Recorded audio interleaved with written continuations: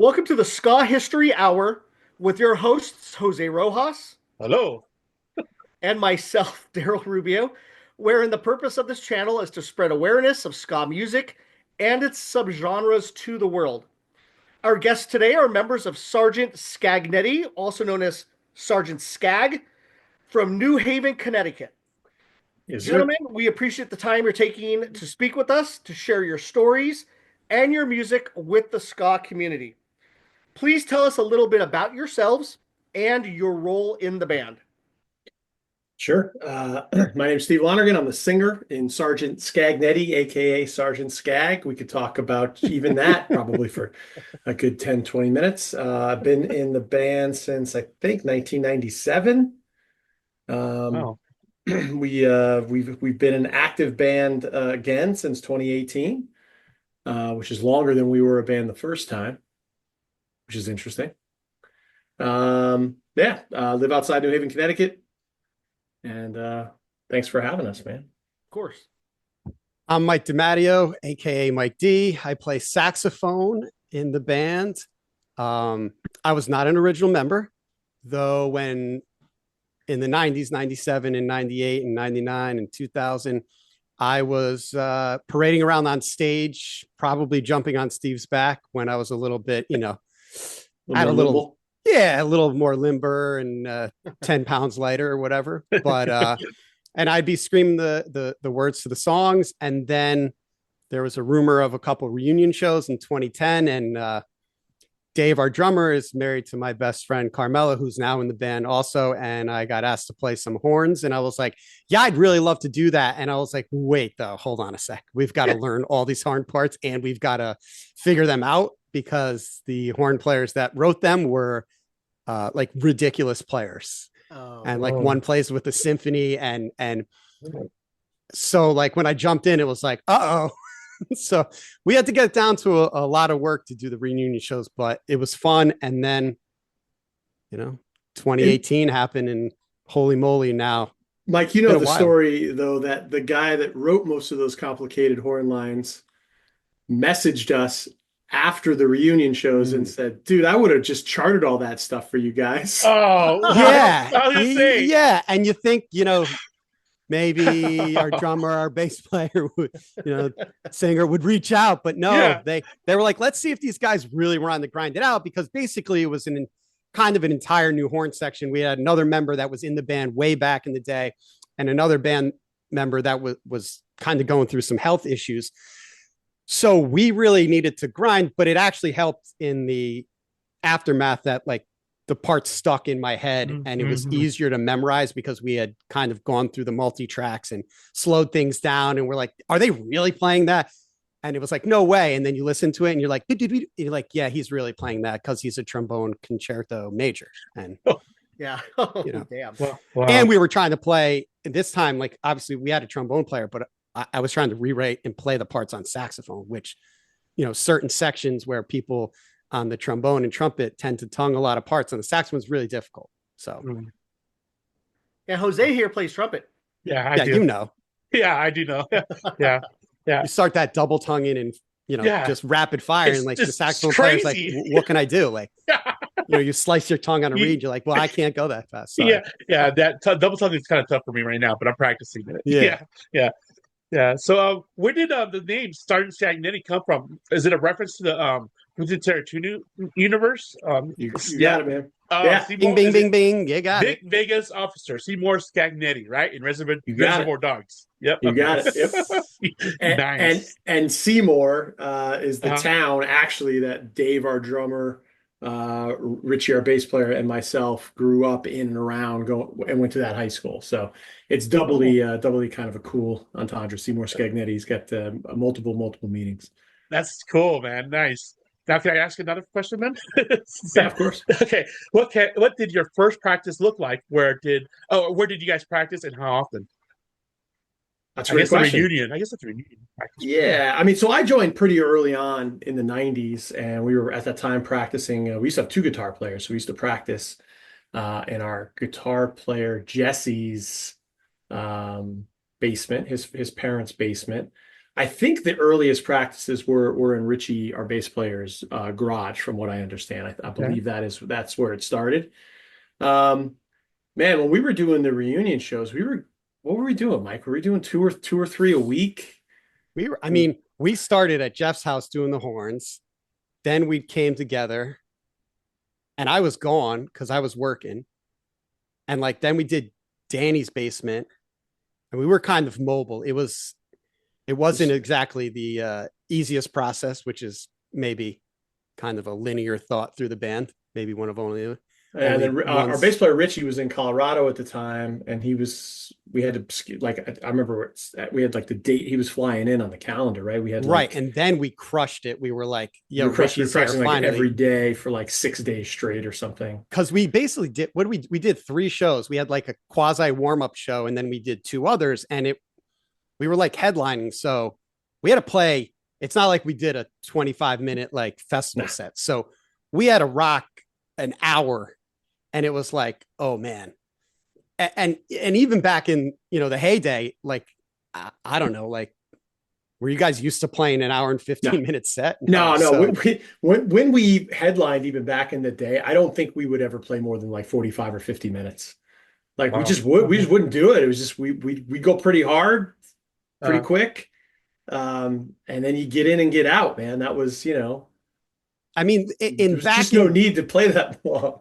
And back in that day, like the reason I liked watching the band and why I became a fan of the band, and I was in other bands at the time, so we played with them a lot. It's just like the stage show was kind of wild and out of control. There was a lot of attire, whether it was white Tyvek suits and things that like normally you would be like, why the heck is this band wearing that? But you noticed when they got up there why they were.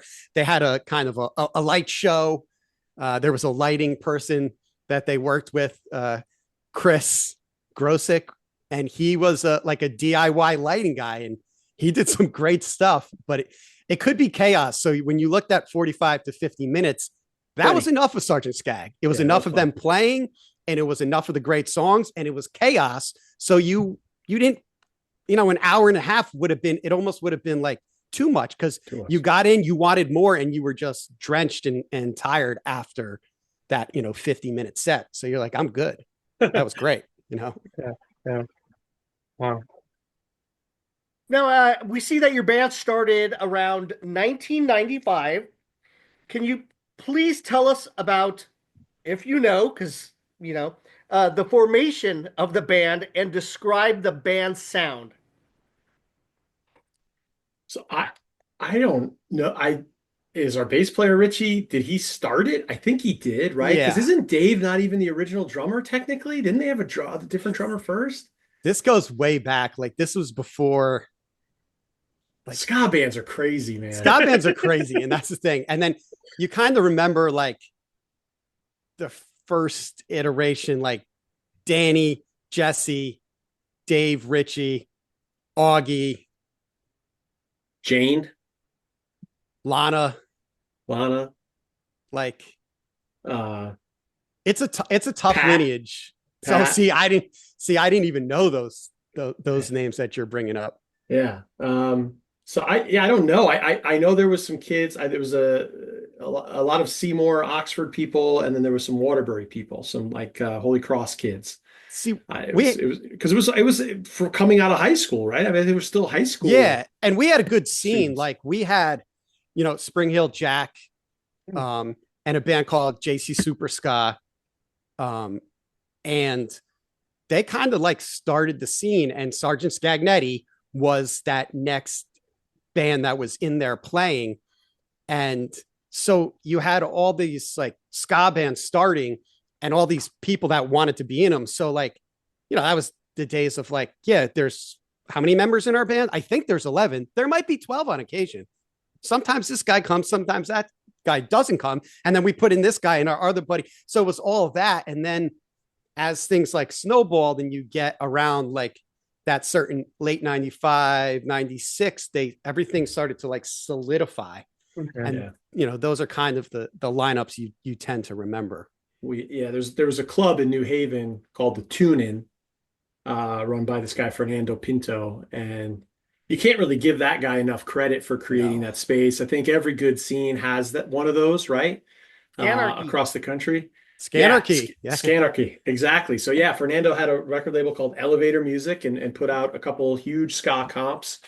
And yeah, man, it was, he got it, it was a big piece of getting it started. And like Mike said, I think all of us growing up, you were sort of either from the JC Super Ska camp or the Spring Hill Jack camp, right? And I think, I don't know, Mike, check me on this because you're more of a scholar in this front, but it seemed like, right. So JC Super Ska was like a bunch of Hamden kids, a little more traditional. Yeah, Hamden, Wallingford, and you had the little more like two-tone-esque sound. A little more two-tone-esque sound. Spring Hill Jack was a little more Monroe and Valley kids, Shelton. Right. And they were a little more hectic, ska punk, a little more heavy. They were a little hectic and ska and rock and roll, and it was a chaotic show. And so I don't think it's out of bounds to say, Richie would be mad at me, but I think Sgt Scagnetti, when they started, just wanted to be Spring Hill Jack, right? I think we still do some days. And it was funny, like the Spring Hill Jack versus JC Super Ska thing was a quasi like war, but it really wasn't. But like, you had to pick one, right? It's like Pepe's and Sally's Pizza. You got to pick one. You kind of did. But ironically, JR from Less Than Jake, right? He was in JC Super Ska. That was his first band. Okay. Where he may or may not want me to say, but his name was Repeat because they had two Pete's. But then he moved over to Spring Hill Jack, and when the core lineup of Spring Hill Jack, when they got Jolene on the radio and they made their major label debut, was, Pete crossed over from JC into that band, and with Tyler and Chris made that horn section, and then Ronnie and Mike and Dave on drums and Rick on bass, like that was the Spring Hill Jack lineup. So yeah, band members come and go, but like when you look at it, it was that. And, right around that time, like Scagnetti had got their kind of core lineup firing on all cylinders. And when Steve came into the band, it just, went up a notch. Like I remember when we started playing with you guys, like Richie was dating Jules, who was in my band at the time, the Stepbacks, and we played a show with them at the Wetlands in New York, right? So we were like, and we were young. I'm a little younger than Steve. So we were like, oh, wow, we get to go to New York. We're playing the show. We had a higher spot than Scagnetti, which was like, I don't know how we pulled it off, but we did. And they pulled some shit on us. Lana, their sax player, didn't show up until later. And then Richie was like, hey, man, can like you guys go on before us? And so we did. And me and our drummer, my buddy Jimmy, who were, we were Scag fans, but we were like, oh my God, we were so ticked off. And then eventually Lana left the band. They were like, okay, we can go back to really liking them now. And then we became Psycho. But then we played a show with Amazing Crowns up somewhere in Massachusetts. And then you guys did the same thing. You got us back. I remember that. You got us back. Those shenanigans would happen all the time. You'd leave somebody behind because you didn't like the billing and you thought you wanted to go on later or something. Yeah, man. Now everybody just tweaks about it on the internet and stuff. Yeah. But like before, you had to come up with some scam and some scheme and some, there was a little tomfoolery to it. Yeah, some shenanigans. Nice. Wasn't Thumper from your area too? Oh, Thumper. Yeah. They were from Boston, but Boston. Okay. But the show, so like Fernando had the tune-in, and it was like in New Haven, which is smack dab between CBGB's in New York and any club in Boston. Yeah, the Rat. So everybody would hit up New York, CT, New Haven, and then hit Boston. So like it was chaos. And there was another band from our time, Jiker, who was from Connecticut. But Jiker, Scagnetti, and Thumper shows. Oh, I mean, if that bill was on, it was like me and my buddy Jim, we were like, it's like three bands of war. It was like the best show that you could put together. And Thumper was on Fernando's label, right? They were an Elevator music band, at least for their first record too, right? And so those are like some of the seminal shows where like that would be like a Saturday night, and then I'd even go to a Sunday matinee with like punk bands in this like showcase showdown, which just like you got some crazy bands coming through, but that bill of the Jiker, Thumper, Scagnetti was, I mean, that was tough to beat. We That's tried like to recreate it. That's like a hardcore / metal show with a little bit of ska. There was exactly you had a little bit of everything, but the biggest thing was like you knew you were gonna get like the crazy fun from like Jiker. You're gonna get some humorous entendre fun from like Scagnetti and Steve, and then you got this kind of like wicked ska with the overtones of like, you know, devilish Thumper. But even though their music wasn't like super like that, you know, right? You just had this mixture, and it was such a great bill. Yeah, and I always thought if more people, if everybody saw those shows, they'd be like, "Oh, I love this." Just add the Independence to that, and you got God, crazy ass show. See, you know, all the time that. I mean, you could probably find a bill right now in somebody's archives that exactly those 4 bands. Yeah, I'm sure. 100%. 100%. I can find a flyer in my attic right now that is that bill, guaranteed. Yeah. Now, I like to ask the horn players if they started with their instrument in high school band. Did you guys? I started in 6th grade. 6th grade. Okay, good. Yeah, my dad said no in 5th grade.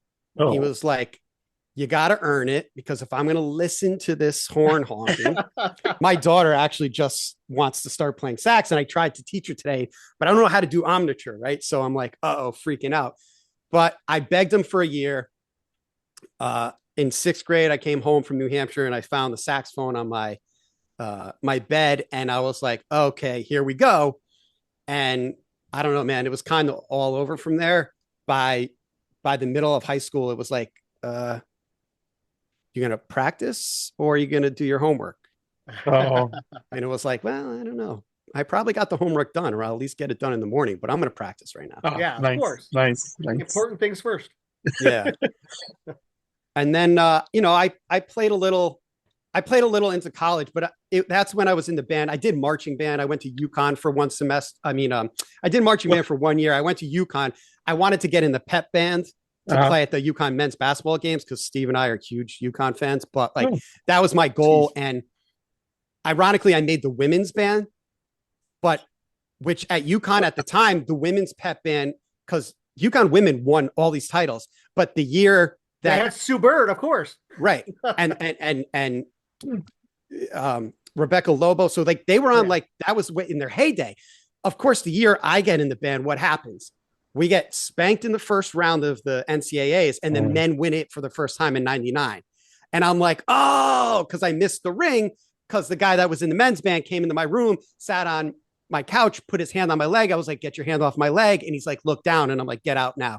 Because he had a big championship ring on, because the band even got him. And then I didn't want to do any more football because the marching band was tough. So not exactly my thing. Oh man. Crazy.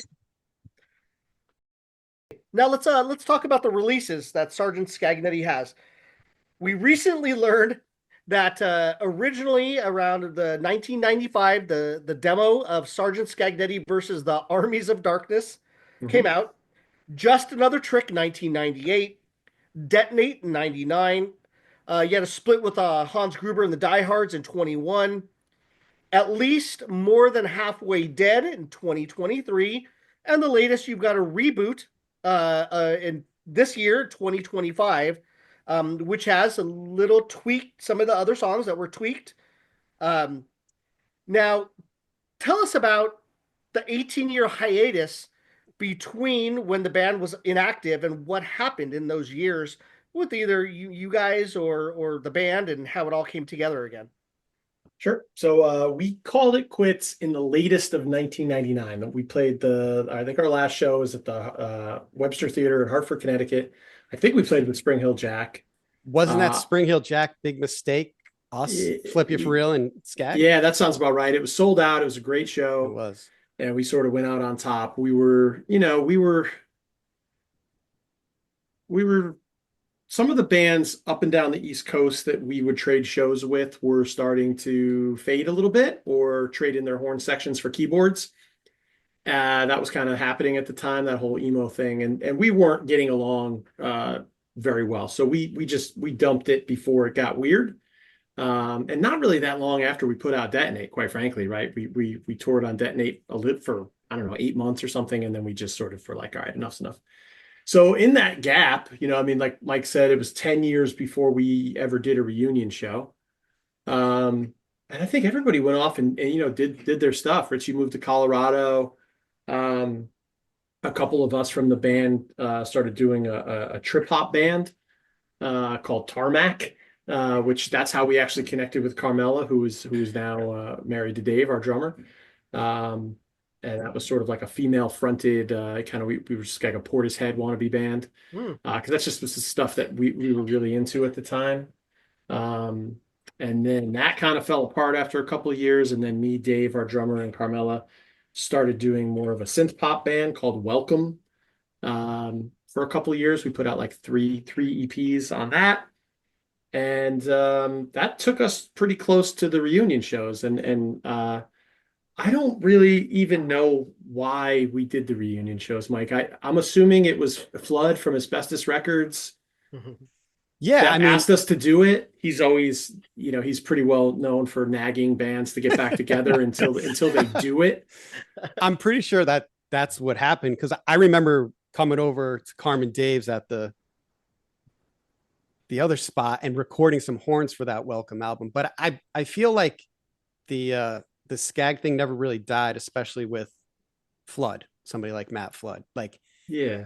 Anytime a big show would come around or an idea would come around, it'd be like, want to do a reunion? Want to do a reunion? But at that time, like all the horn players had kind of disappeared and, they were in these other bands. But I don't know, magic happened. And I don't even remember the iteration. I remember when Dave and Carmela asked me to play horns, they were playing with was it Arms and Legs? Yeah, that's right. Yeah, they went toward China with they went over Arms east. And Legs. They went over there to the far east, and they were playing a show in Manhattan. And I was working at the time during my day job in Manhattan, and they told me to come out to the show. And I went out there, and Dave was like, "You want to play horns for Scag because we're doing your reunion?" And I was like, "Finally!" And I was like, "You okay? Great." And he's like, "But we don't have any other horn players." I was like, "Oh, great." I was like, "I'm not sure I have the time to pull that off," but.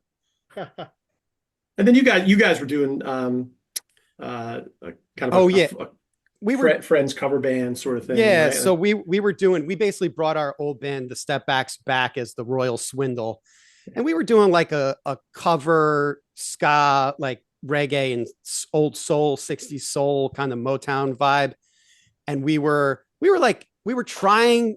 We never wanted to write, but we were taking a lot of different songs and different genres and things and mashing them up in between. So we were like, creative juices were flowing. But at that time, I know for me, it was just like, let me go out and, have a few. And I was single and it was like, this is the perfect ticket to that train, Yeah. Kept you I don't want to say bars. too loud because the daughters kept you in the bars. But then we decided to do the reunion show. And I think that kind of killed the Swindle. It killed Welcome. It just sort of like we had to put so much of ourselves just to get our stuff together to pull that show off. I don't think any of those things returned after that. Am I right? Well, what happened with the Swindle was Carmela had her first kid, and that was like, God, I can't do the math, but she had her first kid, and then the reunion shows happened, and Carmela is such a warrior that she's like, just whatever I got to do to play in a band and do this. But then got grenades flying. I got to watch my mouth because this one's over here. But she came, my daughter Daniela, and then Carmela had another daughter, Cora, and our other saxophone player Josh had a daughter. So it was like boom, boom, boom. Yeah. So now you stack more kids, and then the Jules, who we didn't think was going to have a child, like had a child, and it was just we hit so many brick. Like we were going for a solid like before anybody had kids, and even when Carmela had Olivia, we were going. And then it got like bang, bang, bang, bang, kids, and it was like, we can't even get in the same room. And that's when Richie moved back from Denver, okay. And then Richie and Dave started playing around by themselves. And then I got wind. I never went to one of those. They would do it on different nights where we weren't. And at that time I was like, ooh, it's finally a break. And then I got wind that Steve had like kind of gave it his blessing that, you know, this could happen again. This band could actually happen again. And that Steve is he's the one who needs to make it all work, because without his lyrics and his writing, there's not that extra elevation to the band. So thanks, Mike. Yeah. And then that happened, so and it was like, oh, here we go. I had some, I don't know. Yeah, I don't remember why I agreed to it, but it seemed like an all right idea. I never thought that would happen. I never thought it would happen. I know there's a Hartford Current article that they did to preview that reunion show in 2010, where I am quoted as saying this will be the last time we ever play. 100%. That definitely happened, because it was so freaking hard. It was hard to get it back together. And it was beautiful, man. Those reunion shows went over really well. Yeah. It was crazy to see people, 10 years later, we sold out the place that we had it. And, but yeah, I really didn't want to do it again after that. So yeah, it took us another 8 years. We did a quick reunion show. Spring Hill Jack did some shows in 2012, and we hopped on to open one of those. But yeah, it took another 8 years before we were like, all right, let's really do this. Let's be a band again. Because there's a big difference, right, between pulling some old songs together to play a show to have some fun, and saying like, let's be an active band, right? Let's write a record. But I think that was important to all of us. We were like, if we're going to do this, the retro act thing can only get you, there's only so much joy you can pull from that. And like, we had done that already.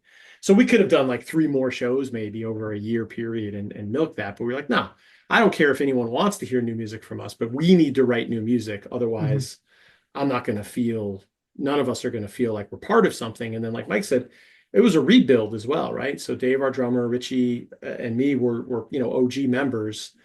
Everybody else was kind of new to the game. Jesse, our guitar player, was in the band, left the band, came back, so he was kind of OG. But then we had to piece together a horn section, and so we had to write new songs to make everybody feel like, well, this is a new band, and that's a little bit, I think, where the name change or name adjustment came from. Well, I like that term. Wrought with controversy.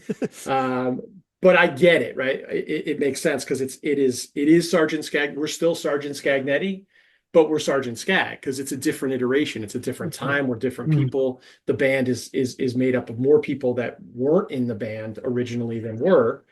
And so it's got to have its new legs. And not a good idea from the algorithm point of view and search engine optimization. Really, a really awful idea, as a matter of fact. And I saw Supernova build us as Sgt Scagnetti.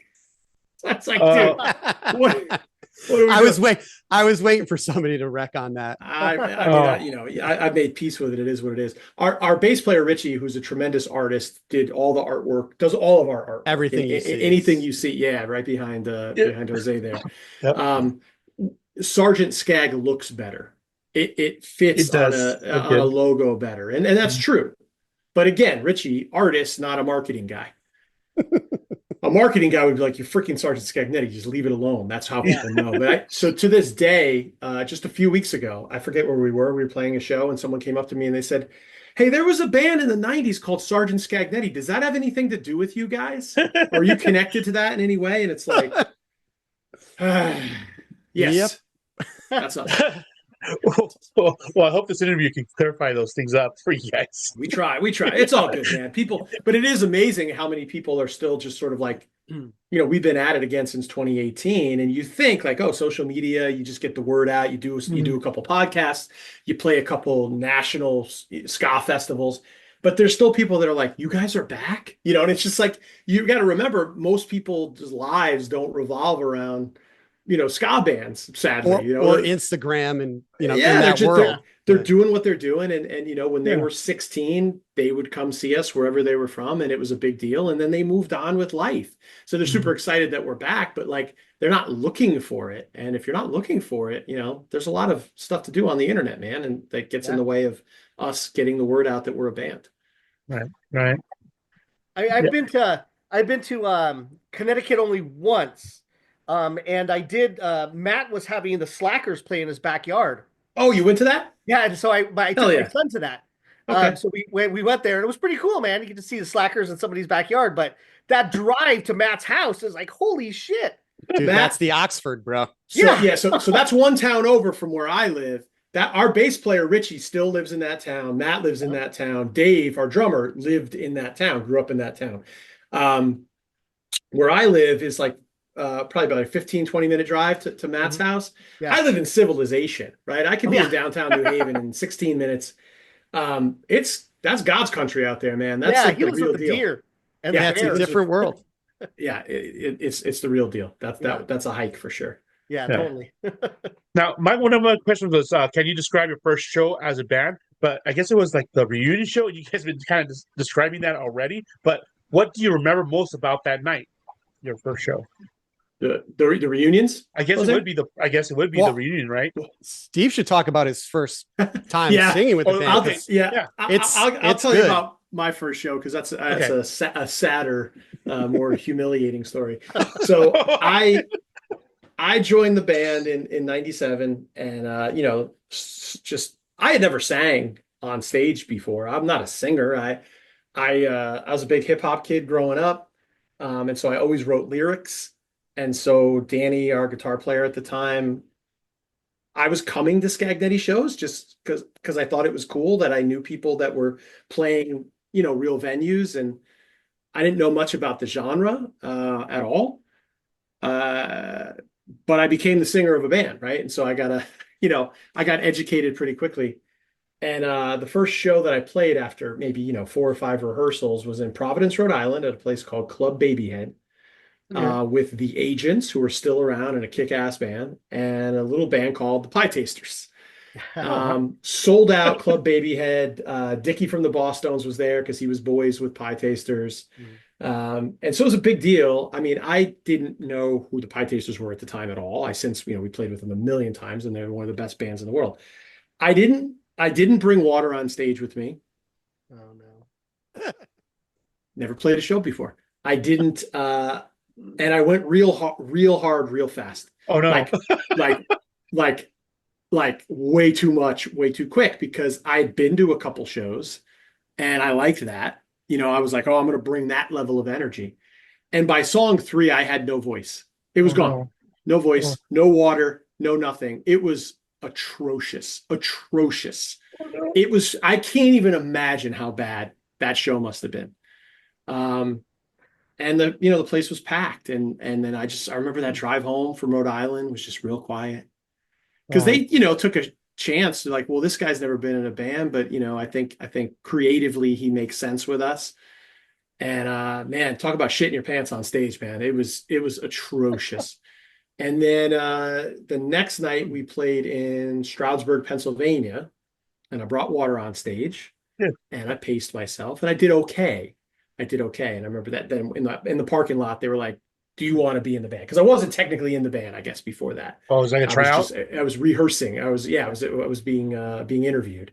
Okay. They should have fired me after the Rhode Island. The Rhode Island was such a bad look, man. I still, you look back on life and there's those things where you go, it's up there, man, where it's just like, I wish I didn't even do that show. I would like if I could, if I could go back in time, it's like, stop Hitler. It's like, I would probably bring some water on stage first, and then, hopefully have enough gas to go stop Hitler. But step one is like, you gotta get out of that Pie Taster show, dude. Cause it's so bad. So bad. Oh wow. So it's been mostly upside since then. I haven't had a show as bad as that, I don't think. It's the George Bush mentality. Set that bar real low and get over it. Yeah, man. Yeah. Mike, did you want to answer that question also? Your most memorable of that night, your first time playing? First time playing on stage or first time first time playing on stage? I mean, we were young. Like, I think we were 16, and we invited like parents and grandparents. Like, okay. I invited my grandparents to this show. Oh, cool. And I was like, I wonder how this is going to go. And, like, we were just crazy, energetic kids. And it was a lot of the same thing. Like we played every song way too fast.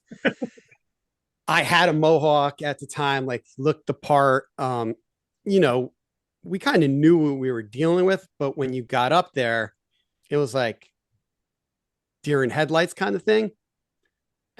But I thought we like played pretty good. I'm pretty sure I have it on tape somewhere, VHS somewhere that I'd have to find. But it was not a packed show, which was good. But I do remember it being obvious that parents and grandparents were there because there wasn't a lot of people. But it may have been the only time. It was definitely the only time that set of grandparents ever saw me. And it was probably, my parents didn't come after that. Now my parents come to certain shows, but they didn't come after that. I think they were a little bit shocked by the tune-in attendance and the vibe around it, though they never were like, hey, don't go there. They were just like, yeah, this might not be our scene. And it wasn't. They're not wrong. Yeah, they're not wrong. But they came, everybody came to see their kids play, and it was it was good. But I look back at some of the videotapes and I'm like, man, what we were thinking, it was so hyper, so fast. And like, we weren't even trying to be a fast band. And then, you just learn over time, like how to pace the music and how to play the music. But the one thing was always like, I'm going to act wild on stage. I'm going to go crazy. I used to take my shirt off when I had kind of those like skinny guy, no abs, but now I don't. I keep my shirt on, but like, it was the most amazing thing to be like thinking from what we were doing at the time, like, oh, hanging out in somebody's basement playing music. And then we had this band, and then Carmela had this band, but she was trying to get all girls, and she got one guy from JC Super Scag because that was her brother's band.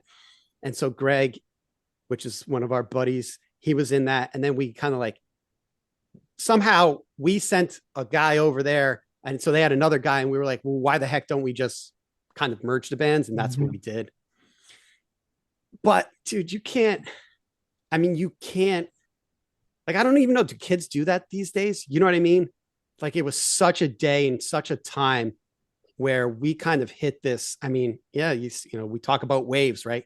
Well, forget the waves of Scott. Like, we just hit this waves of society, this music, the kind of subgenres it came with at the tune-in, and all these people. And we're still freaking riding it how many years later? And it's kind of crazy. Yeah. I think the waves kind of dissolved,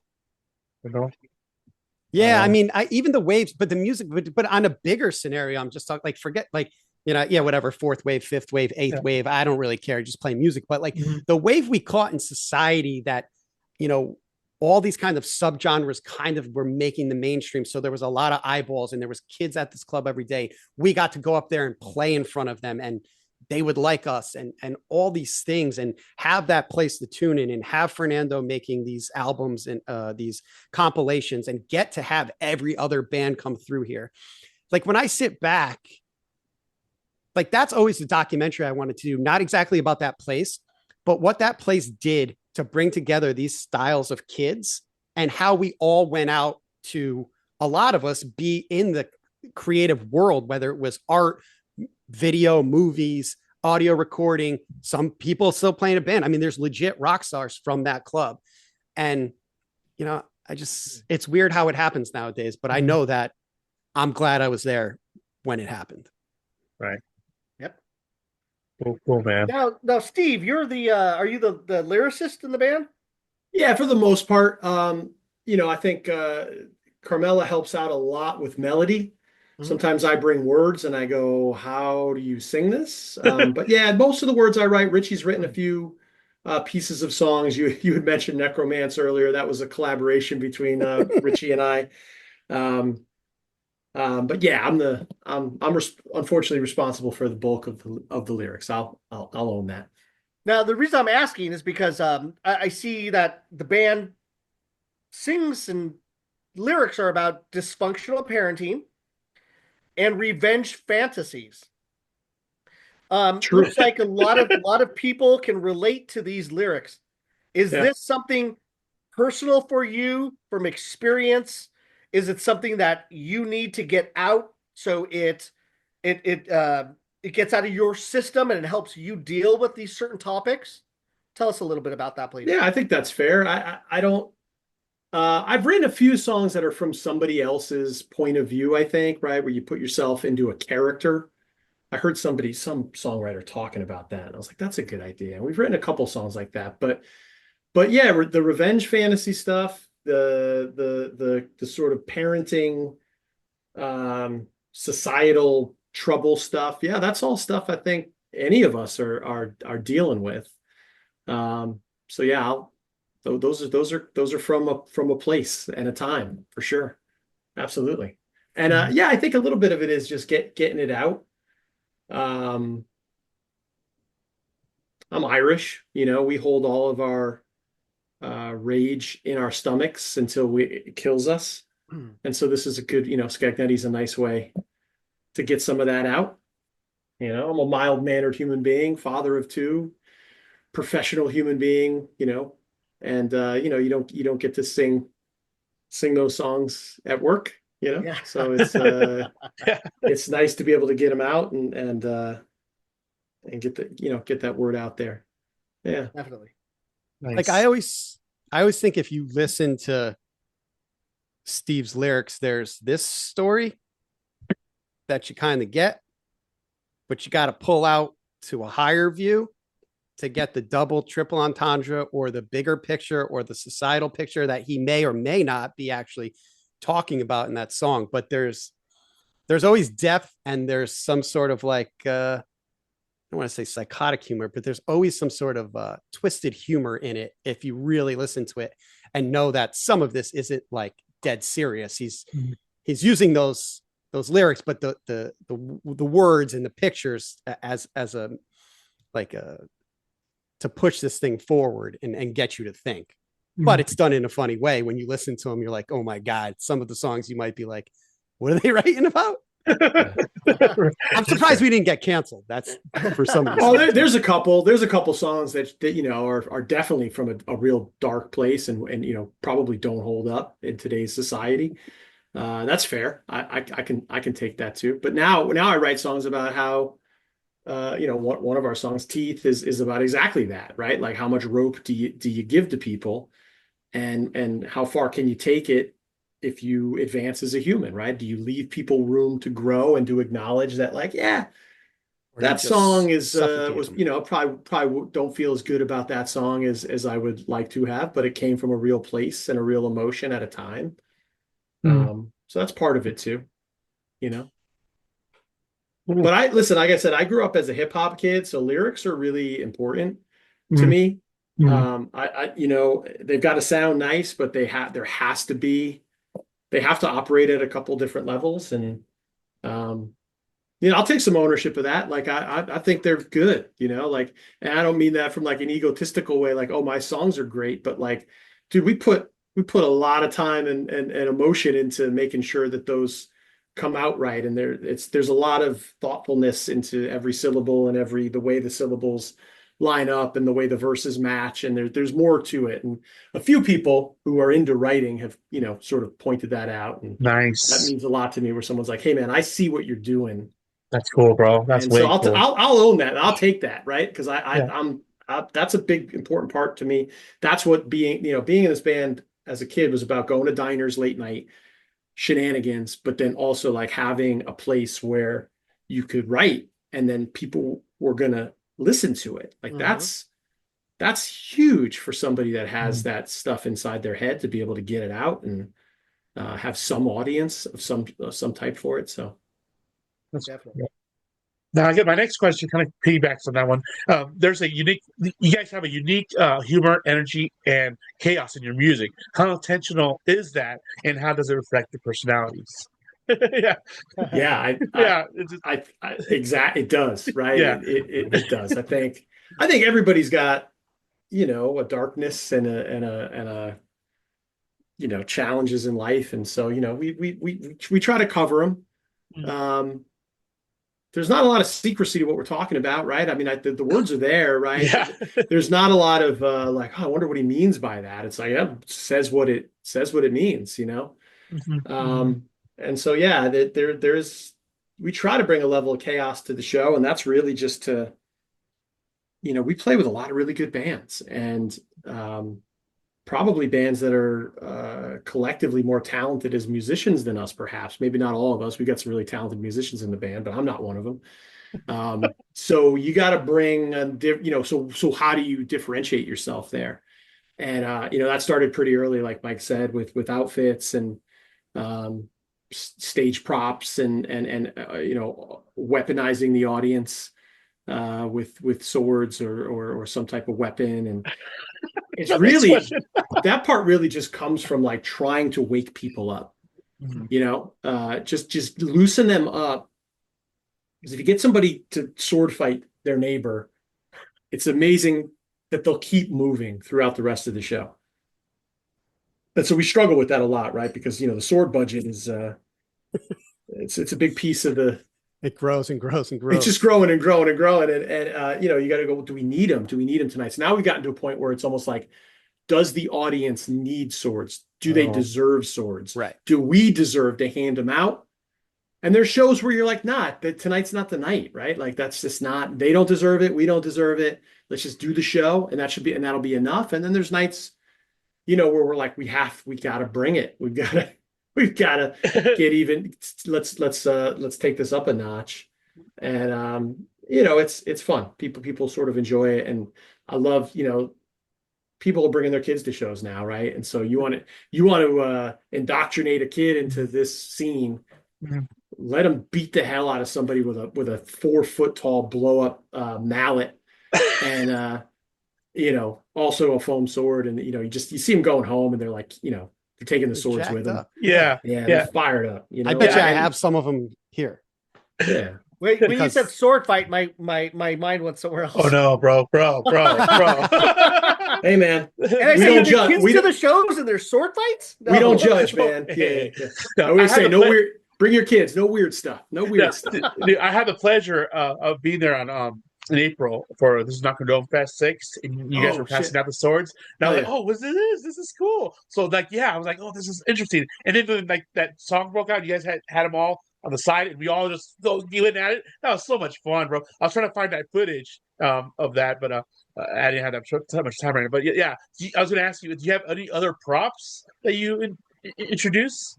It's really about like, what does the great country of what is China able to produce for us that we can get economically cheap and shipped in time? And you're right, shipped in time is the big one. Yeah, it's just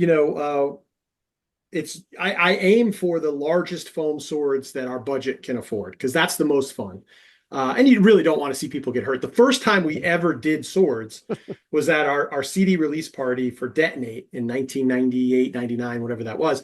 We went to a dollar store looking for dumb stuff to do. And we had never done swords or anything like that. And there was this huge rack of plastic swords that were, I don't know, 10 cents each or 30 cents each.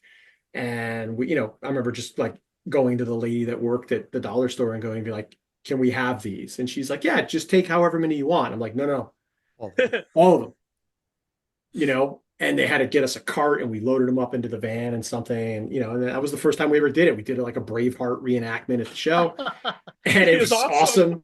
And that's on video somewhere. And so we didn't keep doing that. Right. We didn't have a budget. We just didn't have our stuff together. Yeah. We didn't have good connects with, child labor or whatever we need to get that stuff done. So now, like at the show we just did this past weekend, we played a great festival, Pioneer Valley Ska Festival up in Springfield, Massachusetts. 413 Ska put that together. That was magical. I mean, Croydon was beautiful. This was Croydon-esque, man. This had that same sort of feeling, sold out place. And we had a sword shortage. I couldn't find a sword shortage. I couldn't get them. We got a lot of great tariffs. No swords for Sgt Scag. So I found these blow up mallets, these like 4 foot tall giant hammers, like the hammers. And so so we brought an air pump and we took over the green room and filled the green room at this festival with 30, 35 4 foot tall mallets. And then I did find some swords, so we had some swords, and man, while we were setting up, just laid those across the front. And there's some good video out there. People just beating the living hell out of each other with those. Oh, the kids all night, they were just banging yeah, on the man. floor. You'd be sitting there and you hear whap, and you turn around. Kids would be slamming them on the floor. Do the fans ever have you guys sign those? Yep, absolutely. Yeah. Cool.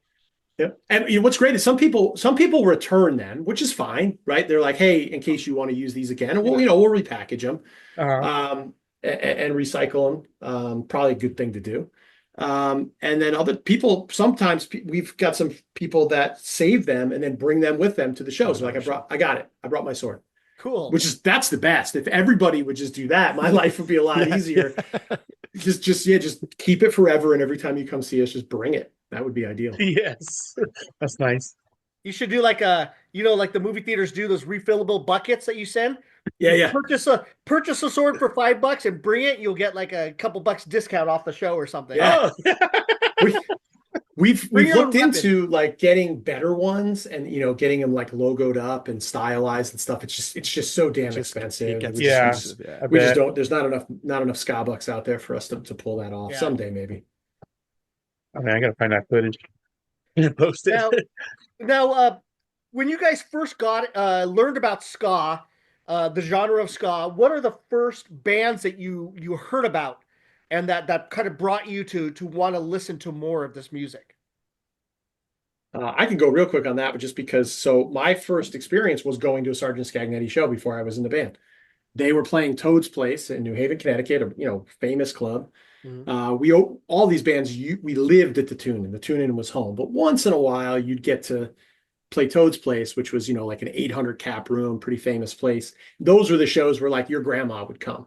You're like, oh, you're playing Toad's Place. Oh, Toad's Place, yeah, right. Yeah. Like, oh, like you're really gonna you're doing something, kid. Yeah, you're gonna get there. There's a good Scagnetti story where we got banned by Toad's Place for a little while, but that's maybe for some other podcast. But my first show was seeing Scagnetti open for a band called the Two Skinny Jays, which was not a ska band, but it was just a live hip hop band. Everything. And the Toasters headline, and this was back when Cooley Ranks was in the Toasters. So that was my first, other than seeing Scagnetti, who I'd seen a couple times for a ska band. I didn't, then I saw these kids skanking. I didn't know what any of that was. But again, I was a hip hop kid, so I also knew about dance hall reggae quite a bit. Like I was really into that was a big thing in the 90s, mixing dance hall and hip hop, right? Guys like Super Cat and all those remixes of music that existed. So Cooley, I understood what he was doing. He was toasting. Mm-hmm. And I was like, oh, the toast. Oh, I didn't know. I was like, this band's just called the Toasters. That's a dumb name for a band. They're named after the appliance. But then I was like, oh, there's a because I didn't know. I didn't know the history. I didn't know the ska reggae. I knew nothing, right? Again, that just wasn't a world that I knew, but got an education singularly that night where like Cooley helped me connect those dots back to a whole bunch of stuff. And it was great, man. It was a great show. And I was like, obviously the Toasters are, they're the goats, man. And they ripped shit. So that was a pretty cool first experience for me. But I didn't even join the band for, months later. At best, maybe a year later. Awesome. Nice. Now, is there a deep cut or underrated track from your catalog that you think deserves more love? I think we were going to look for Mike's sorry. I'm sorry. I mean, zoned out. I'm sorry. So Carmela, who's in our band, was one of my best friends, and her brother Anthony played in JC Super Ska, and he and Greg DeCrosta, who played trombone, who's now our engineer and mixing guy, who made at least More Than Halfway Dead sound so sick, because now he's a ridiculously good engineer and mixer. They were in the jazz band, and they're quite clownish. They would pull a lot of pranks and do a lot of things, but they were also like great players, and you just Anthony's a rock star now, and a big producer. Mm-hmm. But like, just when you see them play and perform, they're like magnets. And when we had heard about JC Super Ska, like Carmela was going to these shows, but like I didn't really go until we started the band, and then got kind of the whiff of the tune in, and it was like, oh, this is cool. But like really, like JC Superscope was almost on like kind of the skids by then. They started a new band called Lo-Fi Bid Band, and then they got into kind of like that Anthony move on to like a lot of that post-punk rock and roll kind of thing that was going on. But the big thing, it was Spring Hill Jack. Mm-hmm. When we saw them at the tune-in, it was like, what in the F is going on here with these guys? Like, they have two singers, they traded guitars. You had these three horn players who were like great players. Tyler Jones, RIP, my man. He was a maniac playing trumpet on stage, like an absolute maniac, whether he was just pounding beers or like running around in overalls with nothing under the overalls. And then you had like Chris Rhodes was great on trombone. We all know Chris Rhodes, but like you were like, I hope there's no BBs in there because it's probably going to pierce somebody and kill somebody the way he plays. And then Pete JR, now from Less Than Jake, was like just such a good player. And it was like, you looked at him and you're like, damn, man, why you got to be so good? like that's a lot for me to like attest to. But when you saw that band, and then at, Toasters, and then Cooley started the Pilfers, and just all those bands, it was like seeing, it was just like being in a like a crazy room every night. There was somebody coming, and like Two Skinny Jays was just like, that was another band. Cause I myself listened to hip hop. Steve and I listened to a lot of that stuff. And like, I saw them and I was like, oh, this is next level.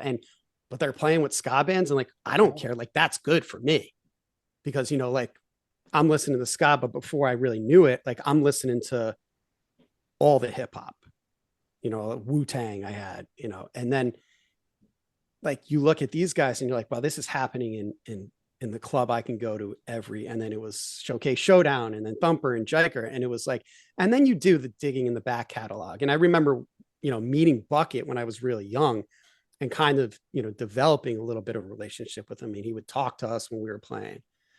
And it was just, I don't know, man, it was an amazing music. And I had known, I guess, about ska and reggae from my mom, who was playing Jimmy Cliff tapes. Nice. Oh, nice. On my way to like school and stuff before I even knew it. And I was like, oh, okay. Ma, check this out. And I remember when I moved to, I left the house after college. I moved to Colorado. I moved to Vail. And my mom would call me and she's like, I miss Skank and Pickle or whatever one she would say. She's like, I missed it. I'm in love with a girl named Spike. Where's that tape? Yeah. Oh, that's because cool. I just used to make her listen to this stuff. Oh, yeah. So cool, man. Oh, yeah. But now I'm way down in the crates. Like, I remember Carmela introducing me to like Hepcat. And I was like, she's like, you guys play too fast. Everybody wants to play fast. Mike, listen to this Hepcat. And kind of like schooling me into this more, lovely version of ska that now, culmination was this, the band that we did with the Royal Swindle. We were playing 60s soul. Like, that's just all my favorite stuff. So. Nice. So is there a deep cut or underrated track from your catalog that you think deserves more love? Now, wait a sec. Before you answer this, you know that this may mean we have to play this thing now if it's not already in our set. So I'm going to kill you. Yeah. Well, there's one already that we've been working on, right? So there's a song off Detonate called "Okay Glasses," which it's debatable if we ever played it live. I still don't know if we know for sure. If we ever played it, we would have played it at that release party with the real plastic swords, the Braveheart fight. But I don't think we did. And I don't think it's one we learned for the reunion shows. It's one of the only ones we didn't. But it's one of my favorite songs.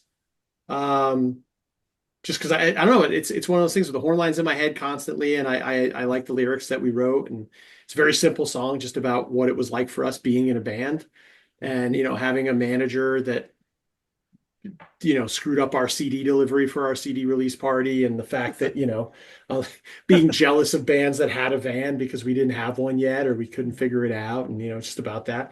So we've been working on that, and hey, sneak peek, you go to the Supernova Friday night after party you probably hear OK Glasses, I think for the first time ever, if our horn section can figure out how to play the horn line. Because it's been a little bit, it's a we little will rough. be here. We'll be there to hear that. Oh, Hell yeah. Yes. Maybe. Awesome. Maybe. Yeah. Yeah. You'll get there, Mike. You'll get there. Get there. Plenty of time. Plenty of time. But yeah, I like OK Glasses. I don't know if there's any other ones, Mike, that you miss. Maybe off the tape. No, see, I didn't really have the tape. Mm. Like it was for me, it was just another trick. I mean, I might have the tape now. Yeah. Because somebody might give it, but it was just another trick. But I think we busted everything off that pretty good. Yeah, my buddy Jimmy and I, R.I.P. Jimmy, but we used to call it D2 Nate because of the way they wrote it on the CD. D2 Nate? D2 Nate because it was D-E and then it was a dot and then N-O.A-T-E. We spelled, the album was called Detonate, and I don't know why. Whoever the graphic designer, my buddy Brian from college graphic designed it, or somebody's idea was to do that. D-E space with like a some sort of punctuation, Yeah. So we would call it D2 Nate, but I mean, I always just like every song off that, and like, I mean, God forbid I do something stupid too, like say one day I would love to play that front to back. Hey, don't get flood any ideas, man. I know we're in the stupid phase. I'm getting stupid. But yeah, I mean, I would love to bring back Walking on Sunshine, but that's I got no beef with that. We covers are a tough thing for us. Cover songs. We are, it's the main thing I think we start every van ride off arguing about. Oh, yes. Oh, for sure. But someday we'll get to an agreement. But Walking on Sunshine was like a big thing for you guys when we were going to see you. Yeah. And the other day we were watching Warped Tour, my daughter Daniela and I, and Ice Nine Kills brings out the horns and they play a version of it. And she's singing it right now. And I was like, you know that Scagnetti used to play that song when Daddy used to go see them before he was in the band. So yeah, cover songs are tough for us. We did one for the Specialized, right?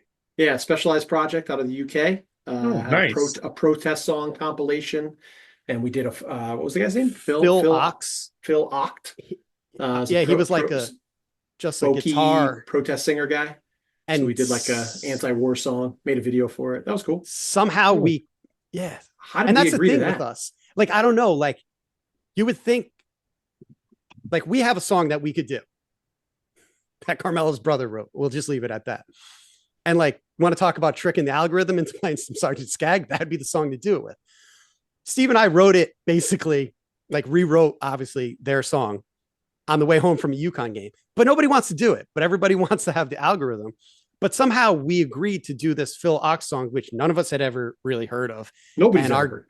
And our guitar player was like, well, if you guys want to be on it, I'll just do this song. And we're like, fine. It's a classic Scagnetti move of like, let's do the least catchy, well-known cover song possible. That's why we got agreement on it, because nobody had any ill will towards the song.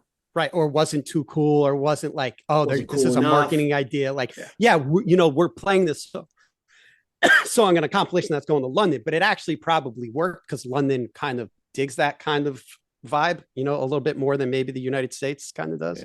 Yeah. I enjoyed playing that song. Did we ever do that live? We did. We played that live, right? I don't know. I don't even remember. I think so. It's hard. And who approached you from Specialized for that? I don't remember. One of the guys from Specialized. Yeah, I'm not sure how the hell that happened. Yeah. It's one of those things you just get like an email at the Gmail account. It was like, do you want to be on this thing? And it was like, yeah, of course we do. That's what we hear for people who have been on it. It's either, you get an email and say, okay, let me submit something, or you don't really know who you're dealing with. But some people deal with. I don't think we've ever like met those guys or anything. Like, the stuff around here, like, you sort of eventually you figure out that, there's only a couple hundred people really running stuff behind the scenes, right? With like labels and podcasts and stuff. Right. But the Specialized, I have no clue, man. They sent us a few CDs. It's beautiful. It's a beautiful, like a four CD set or a 3 CD set. Yeah. Oh, there's Mida Goodwin from out here. Helps them with some of the bands, and then Paul Willow from the Scapones is basically the main liaison. That's okay. why it might have. Was it with this? Was it the Scapone's guys? I don't know. Yeah, but it it's a might have been singer. through but Pam was on it with maybe Rude Boy George, Mm. and we know a lot of them, and Yep. Jackie played sax in that band too. Mhm. And Pam Anderson, From was in Rude my Review? band, Yeah. back when we were kids. So Yeah. that might have been. Maybe we're Yeah, just she was on the interview when we interviewed Rude Girl Review. Yeah, Pam she goes back to the beginnings of the tune in with the step backs in my band, and Yeah. Carmela knew her, and we've since, and she played in the Royal Swindle too. Very nice. Somebody's got to do a Connecticut podcast. Just Connecticut ska, man. Like just. Oh, I know. If I only had time. There's well, I'm not saying you should do it, Mike. Good. I'm just saying, I don't know if there was, somebody should have should. It's sometimes it's hard. Like if you get a few different bands, it's because there's not enough time for each band to talk about their stuff. I think we only did one with a few DJs, but not more than one band at a time, just because there's so much information out there, and it's better to really for us to concentrate on. I'm not suggesting your format's beautiful. This is great. No, yeah. But I wonder but we thought about it. I mean, that would be the play. Podcast would be easier than doing a kind of a documentary, like a history of. Right. Like the New England Ska Summit type of thing. Exactly. Yeah. So I'm sorry, was that my question? I believe it's yours. Oh, okay. Yours, Let's talk about the song of Funai Electrics. Yeah. I can't get my head wrapped around. Is this like a murder house in your area? What's this all about? What's Funai Electric about? Yeah. Funai Electric is about vintage fetishism. The idea that at the time vinyl, that was one of the first songs we wrote as a new band, right? As Sgt Scag in 2018.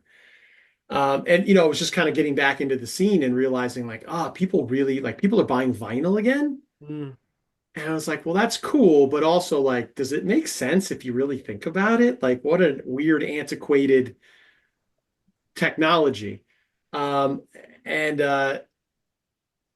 It's just about, what the hell is it about? It's just so Funai Electric is the name of the last Japanese company that was making VCRs. Oh, okay. They sold, I referenced the number in the song. I forget what the lyric is, but they sold I looked up a stat and they sold a couple 100,000 the year we wrote the song. And the lyric is like, who's buying these? Like who how did they sell a couple 100,000 VCRs? Like who's still buying VCRs? And then it was sort of like, well, who's buying VCRs are people who have VCR tapes. That's who, right? Because they're going, shit, what's on this? Or I have a VCR that I want to reminisce for a minute, I haven't digitized this yet, right? So yeah, I think it was just about sort of that struggle of like, and I think our songs touch this topic a lot of sort of like, it's great to reminisce and remember, your youth, but it's also probably through a filter where your life was easier. Therefore, you remember everything as being better, but it probably wasn't. If you were an adult when we were all kids, they were dealing with the same bullshit that we're all dealing with now. They're just kind of covering that topic. And if you haven't seen it, we made a great video for Funai Electric on that's out on the YouTube and stuff that I love. I love that video. My son's the main character in it. And he's running around, and it's a huge tribute to a lot of what we talked about on this podcast, right? Just the clubs that we came up in and the scene in New Haven, and in the video we build a time machine and go back to relive our past.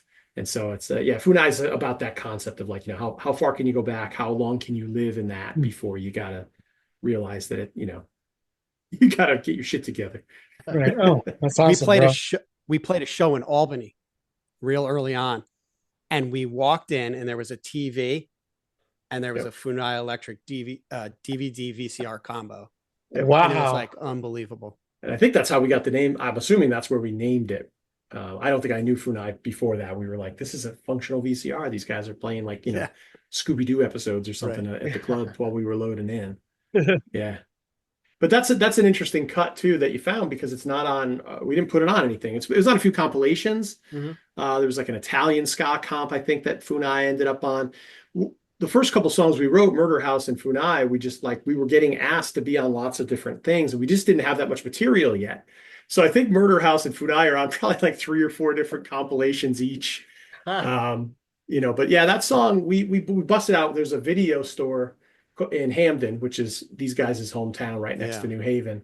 And we played there a few times. It's like the classic hometown show. You talk about a show where everybody's kids come and everybody's parents come. And we pack in this tiny little video store. It's still a functional video store. It's a DVD rental store. But they specialize in like out of print movies and stuff you can't find on streaming services. They have hundreds of thousands of DVDs. We play a rock show there, once or twice a year. And that's the only place I think we play Funai anymore because it's a song about a video store. Conceptually, the character that I put myself in is Blu-ray, right? So that's what the song's about. Just how long can this technology last for? Mm-hmm. Awesome, man. Nice. Now, ska sometimes gets dismissed or misunderstood. How do you define ska, and what keeps you coming back to it as a musician? This is all you, Mike. I don't really care if people get it. I think if you're playing it or an iteration of it that people understand, I think people will go back and dig the crates and learn the history. I may have not realized that when I was a youth, in college or realizing that, a band like the Slackers or somebody of that ilk I didn't really get it at the time. I liked the band, but I didn't really get like, why were they so different? But then you look now and you're like, yeah, well, the longevity lasted and they're great musicians and they put on a great show and they have great songs and you learn all this stuff. But I just think if you can get people in, they're going to go and look to find what they like. And if you like it, great. And, does the mainstream have a problem with it? It does. It did. It all, kind of came to that culmination, but there was a lot of different, issues behind that. And the mainstream never gets it. And I think that's the cool thing about nowadays, because you have this internet and you have these distribution channels and you have these things that the scene can then bubble up again. Yes. And it doesn't have to get to that level. And if it does, or somebody breaks through, that's great. But there's a scene, people can enjoy it, and it doesn't have to go any further. But it didn't have to go up, Boston's level here when they were dominating 97. But it doesn't also have to go into the, need I say, dark years of the 2000 to 2010-ish, 2015, probably, it doesn't have to go there. It can sit in this middle ground, and you can have, bands like the Slackers that get some love from NPR, get some love from different places where you're like, oh yeah.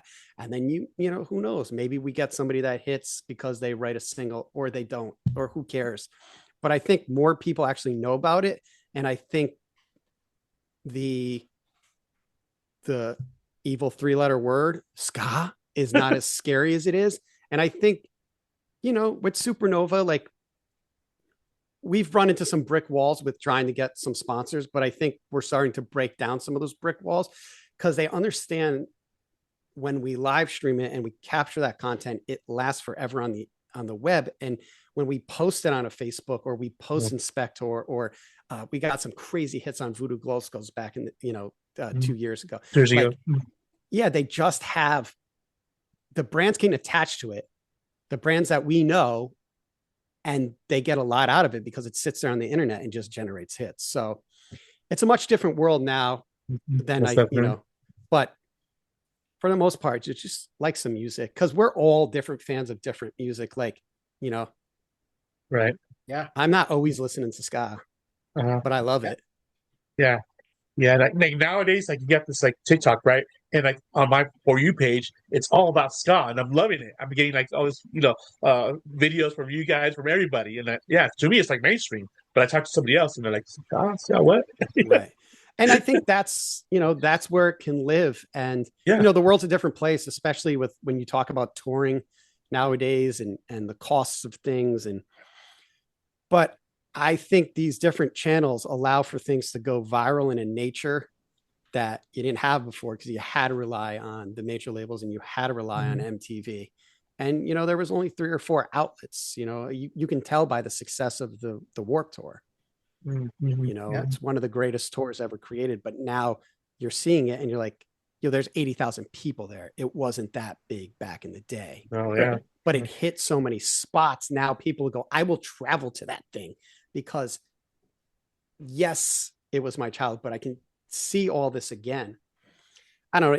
It's definitely a weird world. Like Steve does a lot of our, maybe I'll supply the content with the videos and stuff and get everybody involved. But Steve does a lot of our marketing, as much as he probably hates it. But oh, I hate it. Yeah, he knows that world. So we understand how to try and make a mark, and I think we do pretty good with it. So yeah, with Supernova.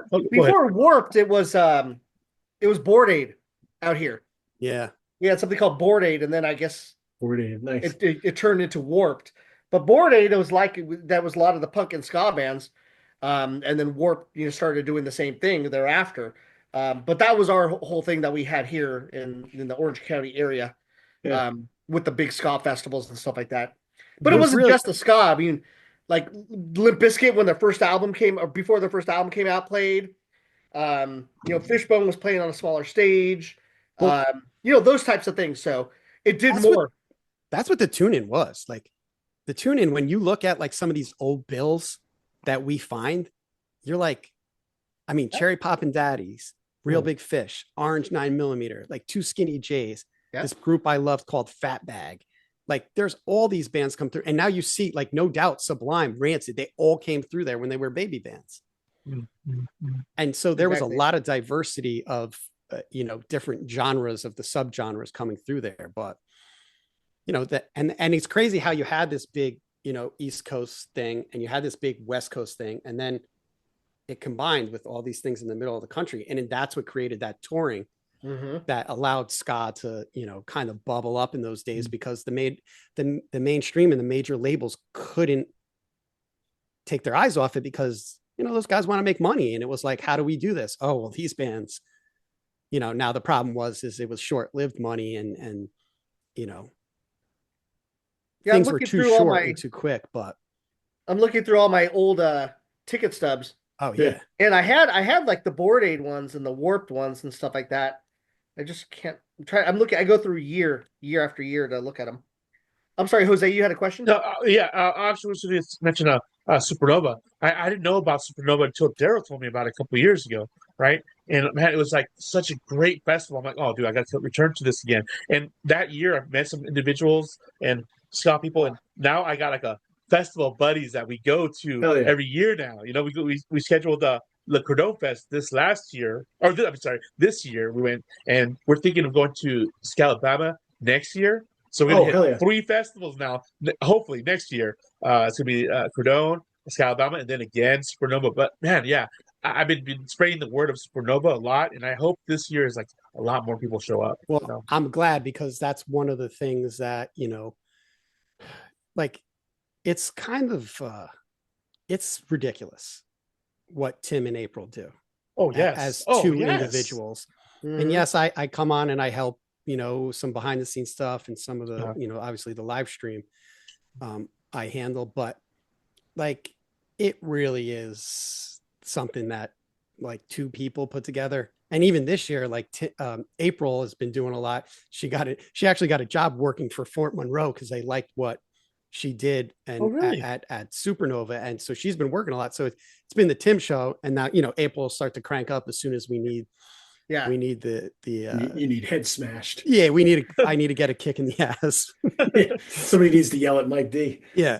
But like our biggest problem is that there's only so many of us. right? Right, And yeah. and to get this out with kind of like, bootstrap budget, like, I mean, Mhm. not for nothing. Right. I'm not sure Tim makes any money. I can tell Right. you that. No, I This know was- he doesn't. And I And think this he was- lost. This was what it's Or- called. It was called Board in Orange County Trans World Warp. there you go. Yeah, Wow. that was the iteration. It was 95, May Yeah, May 7th, 95, 6. couple days. Yep, that was Oh. Kevin Lyman's iteration right there, and then boom. But we need the most help promoting Supernova. And I know a lot of people have like popped up with their own festivals and everything, which is all great. I mean, like we played a lot of them, like 413 just put on this one over in Mass, right? Like we've played a lot of them and they're all good. That all helps us. If we can get a lot of people promoting Supernova, whether you go or hopefully there's a live stream, Yes. like we can use that because we need to sell tickets, because when you get the festival thing, bands aren't really they're not hooking you up with the favor rate. They're not giving you the festival discount. Oh. They're not giving Quite you the the- favor rate. quite So the opposite, yeah. and the other thing is like bringing in some of the international acts is very difficult. Especially Now- nowadays. Well, Very yeah, and expensive. the funny thing is that like politics aside, like I hate them both. I maybe it's another podcast, but I worked for The Apprentice for 14 seasons, so Oh, wow. I know that guy. That's how I got that's the Yeah. impression thing. But the visa department is the worst run department in the government, and I hate the government, and they're the worst. Like we've put in, I mean, you're talking months and months in advance, and some of the bands that we've had to cancel on, it's because you have to pay another $2,500 to get it expedited. And when you talk about a ska band, you're like, oh, that's $12,000. It's like, sorry, Oh, can't do that. man. Yeah. But it's really difficult process. But like the best thing we can do is have the scene promoting Supernova, and we appreciate everybody doing it. And if everybody posts about it, we can keep throwing this big festival, Yes. and then have the eyes on this festival that will trickle into everybody else's festival, because there's, we definitely love to hook everybody up. Mhm. We only have so many spots as far as bands are performing, but like, that's the whole thing. Like Tim does this because of the scene, because he loves the music, because he doesn't do it to make money. No. I mean, we'd like to get to a point where maybe there's some, financial resources to do some more things, and not, like get too many more gray hairs, or Yeah. wonder if you're going to be able to get the bands there. But, Yeah. Now, there's a. Go ahead. I was just going to say, Scagnetti, Supernova. We're only here because of Supernova. They asked us to play, I think, in 17. I don't think we knew where Richie was at the time. We said thanks, got the juices flowing a little bit. And we said, will you have us next year? And they had us. They had us in 2018. Play the little weird tent stage down on the bottom of the hill. And we've been a band ever since. And the intent was not for us to stay together. The intent was to play Supernova. That's why we got back together. Yeah. Just for one show, huh? Well, I mean, we didn't talk about it any further than that. We were like, but there's this thing called Supernova International Ska Festival. They've asked us to play it. Like, we've got to, of course we should do that. Right. Right. And we did it. And, now 7 years later, obviously, Mike's become involved with the festival, but like, that's why we're still Sgt Scag. That's why the artwork behind you happened. It's all because Supernova existed, gave us a reason to be like, okay, we can come back, and there's an audience built in for what we're doing, rather than, we want to come back and let's go, put together a hall show and promote it ourselves, because we're old and we're tired, and we did that. We did it. We did enough of that. That's somebody else's job now, So it allowed us to just focus on being a band, writing some new stuff, and playing a show, and it's all because of that. And I'll just, one more Supernova story. We released our record there 2 years ago, and I don't even remember Mike. Who was the British girl singer that was on 2 years ago that did, like, she had like oh my God, she was so good. I just don't remember her name. Sister She had Nancy? Sister Nancy, I was going to say Sister Nancy. not Sister Nancy. Before that, there was like a younger British girl. Was it the Skints? No, it wasn't the Skints, man. It was almost like a trip hop set, man. It was like acid jazz vibes, and there was some ska I thrown in. She had remember. all sorts of keyboards. It was right when it got dark and right when the lights Oh, came on. it was what's her name? The Sex Pistols daughter. Oh, is that who that is? I was not familiar with her, right? I But it was can't. just one of Why those can't I things think now? you know when you go to a show and then you're just like, so I think we had played earlier in the day and we were selling lots of the records. It was very exciting and just cool to be there. And then I went and got some food. I think I had some Holly I got some Cook. Holly. Oh, Yeah. Oh, yes. Holly. Yeah, Holly was on, right? And so I went and I ate a couple hot dogs and then I took a poop in the fancy bathrooms, the The nice fancy ones. ones. Yeah. And she came on while I was in there. So like Oh, I'm in there and I'm just, doing my business. And just the low end is kind of coming through. You're like, oh, this is a vibe. And Oh, I the like, brown note. yeah, yeah. It helped. It helped, helped get things moving. And then I Nice. clean up and I get out of there and I walk out and like it had gone from daytime to nighttime. And she's on there and the lights and the vibe. And it's just one of those things where I'm like just standing there by myself. And I'm like, we played this thing, like we're a part of this thing that's happening right now, and you could smell the ocean, and there was like a breeze and the lights and Mike's flying drones around and Yeah. doing the live stream. Yeah. And I'm just like, yeah, it was cool, man. You're just one of those moments where you go, this is crazy that this even exists. What a Mhm. beautiful, what a right. damn beautiful situation. Oh, yes. Dude, Yes. Yes. so it was the sound and lighting company. Mark Chauvin runs that. And he was from Connecticut. Showtime Sound is the company, but he was originally from Connecticut. I had played, was it 2016 maybe? Mhm. I think With so. or 2015 or 16, but I played with Spring Hill Jack. I did like 4 or 5 shows with them. And we went down and it was at a brewery and it wasn't called Supernova. And Pie Tasters played, Toasters played, and we played that. And I remember Mark coming up to me being like, oh, hey, like I really want Sgt Scag to play. I was like, oh, actually, I love those guys. And, so he had told Tim about us. And yeah, we played that. And now, Here we are. Yeah. Nice. we got to do it again, and we got to do an after party, and why? Because I can't tell the band no, and because I'm a glutton for punishment. Yeah. Nice. Now, you also have a volunteer program, I believe, for Supernova, For right? Supernova, Right? there's been a lot of success with that this year. There's been a lot of volunteers. Can you talk about it? Then? Yeah, What's that? Tim sent me an email to pass out passes from 2 to 6 on a Friday There you go. to see if I wanted to do that. But Yeah. I don't know or check passes. I don't know Probably badges he said. Yeah, I mean, it's probably for all the bands and behind the scenes guys and making Yeah. sure, because there is a lot of, I mean, we're ska bands, right? So there's a lot of people, and you gotta keep a tally on Yeah. what's going on and who needs what, and the littlest things being done right by volunteers go a long way to making the people who are running it a little bit more calm and cool, and not have to do so much. Like, that's a big place. I worked out at the gym, but I hadn't run that much in like God knows how long. It's like I would just run through and people would be like, yo, I saw you, but I couldn't come up to you because you were Like just a running. blur. I saw Joe from the Boston, Joe Gittleman, and when they play, not the Boston's, but the Kilograms played.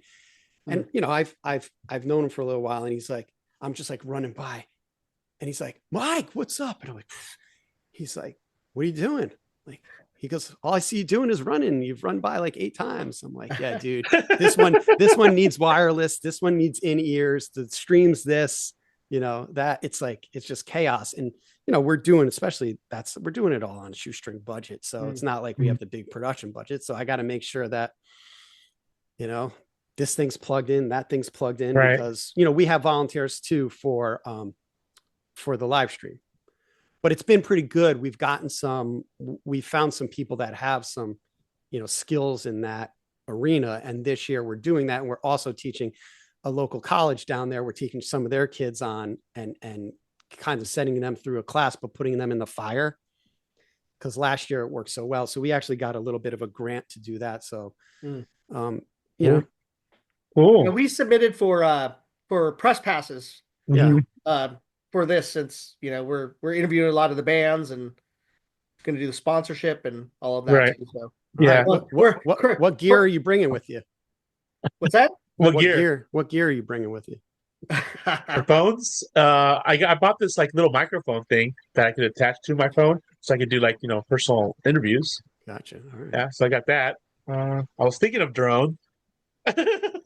You gotta watch the drone. When we have the drone up, no, we can. I was thinking of bringing a drone, but no, I don't know. You can before, as long as it's okay. before our drone guy gets there. We bring the drone guy in for flying fits, man. This guy, he's out of control with like the footage. He gets so like, good on the stage, like right in the band's face. Yeah, it's loud. Yeah, he makes his own little drones, so they're all FPV, and he flies with the goggles. And so like awesome. he'll just come. He'll be like, plug me in. Yeah, I'll plug him in, and then he throws the goggles on, and like that's awesome. Like, I don't even have to say anything but it's like, what is he doing in those things? He's flying the drone. Exactly. Like I've flown the drone. I've crashed 3 of them. Okay, so no, I was thinking of buying a gimbal. I was thinking of buying a gimbal also.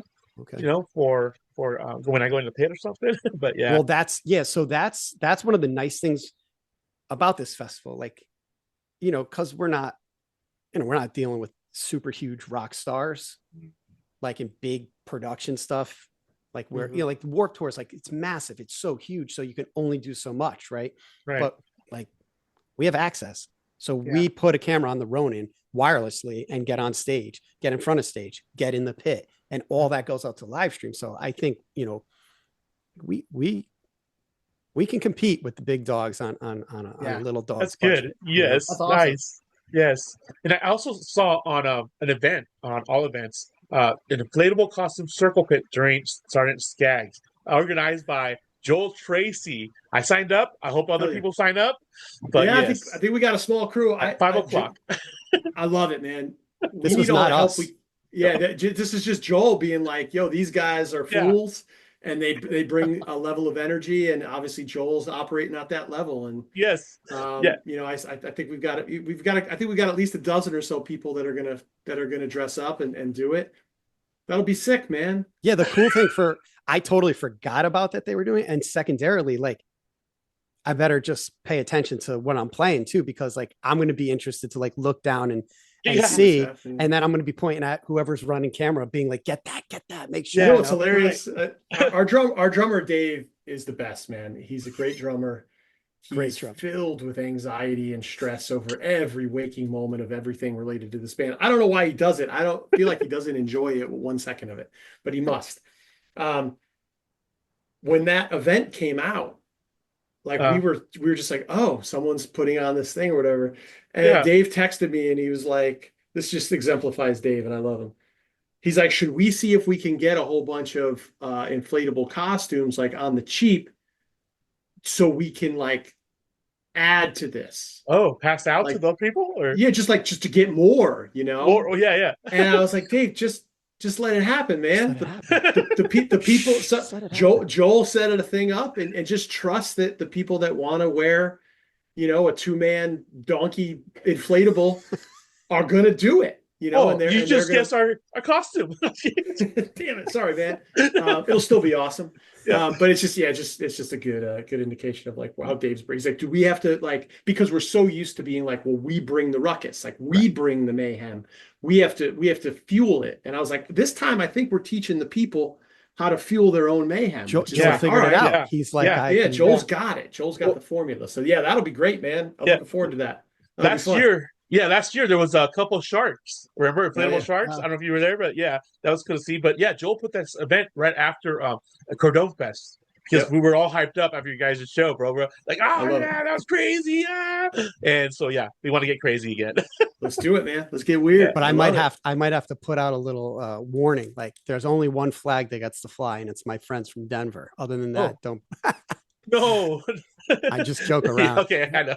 Because there's gonna be a bunch of flags out there, I believe, this year. I see I'm gonna a lot have to of give them back passes, so they're not in my camera shots. We may be bringing some flags specifically. I was thinking of maybe bringing a flag too. So I don't know. Sorry, Mike. The camera guys will struggle with that, but they'll be all right. They'll figure it out. Don't worry. If you hear somebody yelling, it's me. Cool. Go now. Get out of my shot, but now go. I have no problem with these flags. I just don't want them in there the whole time because I can't see the singer. So we spoke about Supernova a little and you guys playing this year. We know how excited you guys are about that. We also showed that a couple days before Supernova, your hometown, you guys are playing with Catbite. Oh yeah. How did this all come together? I mean, how good is Catbite, right? Yeah. So pretty good. Pretty good. Tell him that story. They just saw him the other day. I just saw him last weekend in Fullerton. Oh yeah, hell yeah. In the record store. The record store, yeah. Tiny program skate and record. Yeah, it's dude. I had my arm kind of on a clothing rack. I was like, there was like, this is small. I saw some video from that. That looked really cool. Yeah, no, I mean, Catbite, we played our first show with those guys down in New Jersey, very early on back at it. And then we brought them we were the first ones to bring them to Connecticut. We brought them up to a place we played called Cafe 9. And we knew that was the last shot that we might get. Yeah, we were like, this is the last time, but you guys can open for us. And it's like, this isn't going to happen again. And so, they were coming through and, Manic Productions and Mark that runs the Space Ballroom. We go way back with Mark, and so we had played there most recently. Big D did a small New England tour where they played 100 cap rooms in each New England state, and we were lucky enough that Dave and the boys had us on that. And we were talking to Mark there, and he said, "Hey, I got Catbite coming through in September." We said, "Count us in, man." Mike will not be there. Mike will be down setting up Supernova stuff, but we'll fight through it without him, and then. I'm not sure what we're doing with like merch and our gear and stuff. We'll figure it out because we're playing, the next night we're playing in Virginia, the after party. So this is where we drive Dave, our drummer. He's worried probably rightly so worried about how any of that's going to come together, but we'll figure it out. We'll make it work. But yeah, that'll be a great show. That's September 11th in Hamden. And then the 12th, the next night we'll be down in the Vanguard. Is that where the place is in Virginia? That's pretty sure that's it. Supernova after party where we're playing. It's a Connecticut versus New Jersey battle. Friday night after the first day of Supernova, where it'll be us, Hub City Stompers, Catch 22, and Spring Hill Jack. Some good natured ribbing between our cousins from New Jersey and Connecticut. Yeah, it's a good rivalry. It's a good rivalry. We're going to do our best. New Jersey's tough, man. They're tough competitors, but we're going to bring our bullshit down and see what we can do against those fellas. Yeah, nice. Maybe they'll have that again, but they'll swap out one of those bands for Joker's Republic. They did. They'll represent Jersey just as well as anybody, man. Yeah, their new stuff sounds good. Yeah, it sounds real good. But didn't we convert Austin to New Haven Pizza? I did. I when they came through, I went out with them and I said, "You got to try it. Let's go." He gave it some props. I think he'll never admit that it's better than Jersey, but he knows, I think. He wanted to. I could see it in his eyes. I haven't seen them in a while. They're busy, man. Those guys are making power moves. We're making a record down at the Moat House with Roger, Yeah. But they're so talented. I like those guys a lot.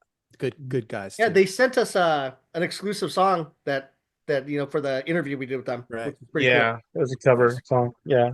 Pretty good stuff. Now you got your songs make me want to go into the pit all the time. So skankable, bro.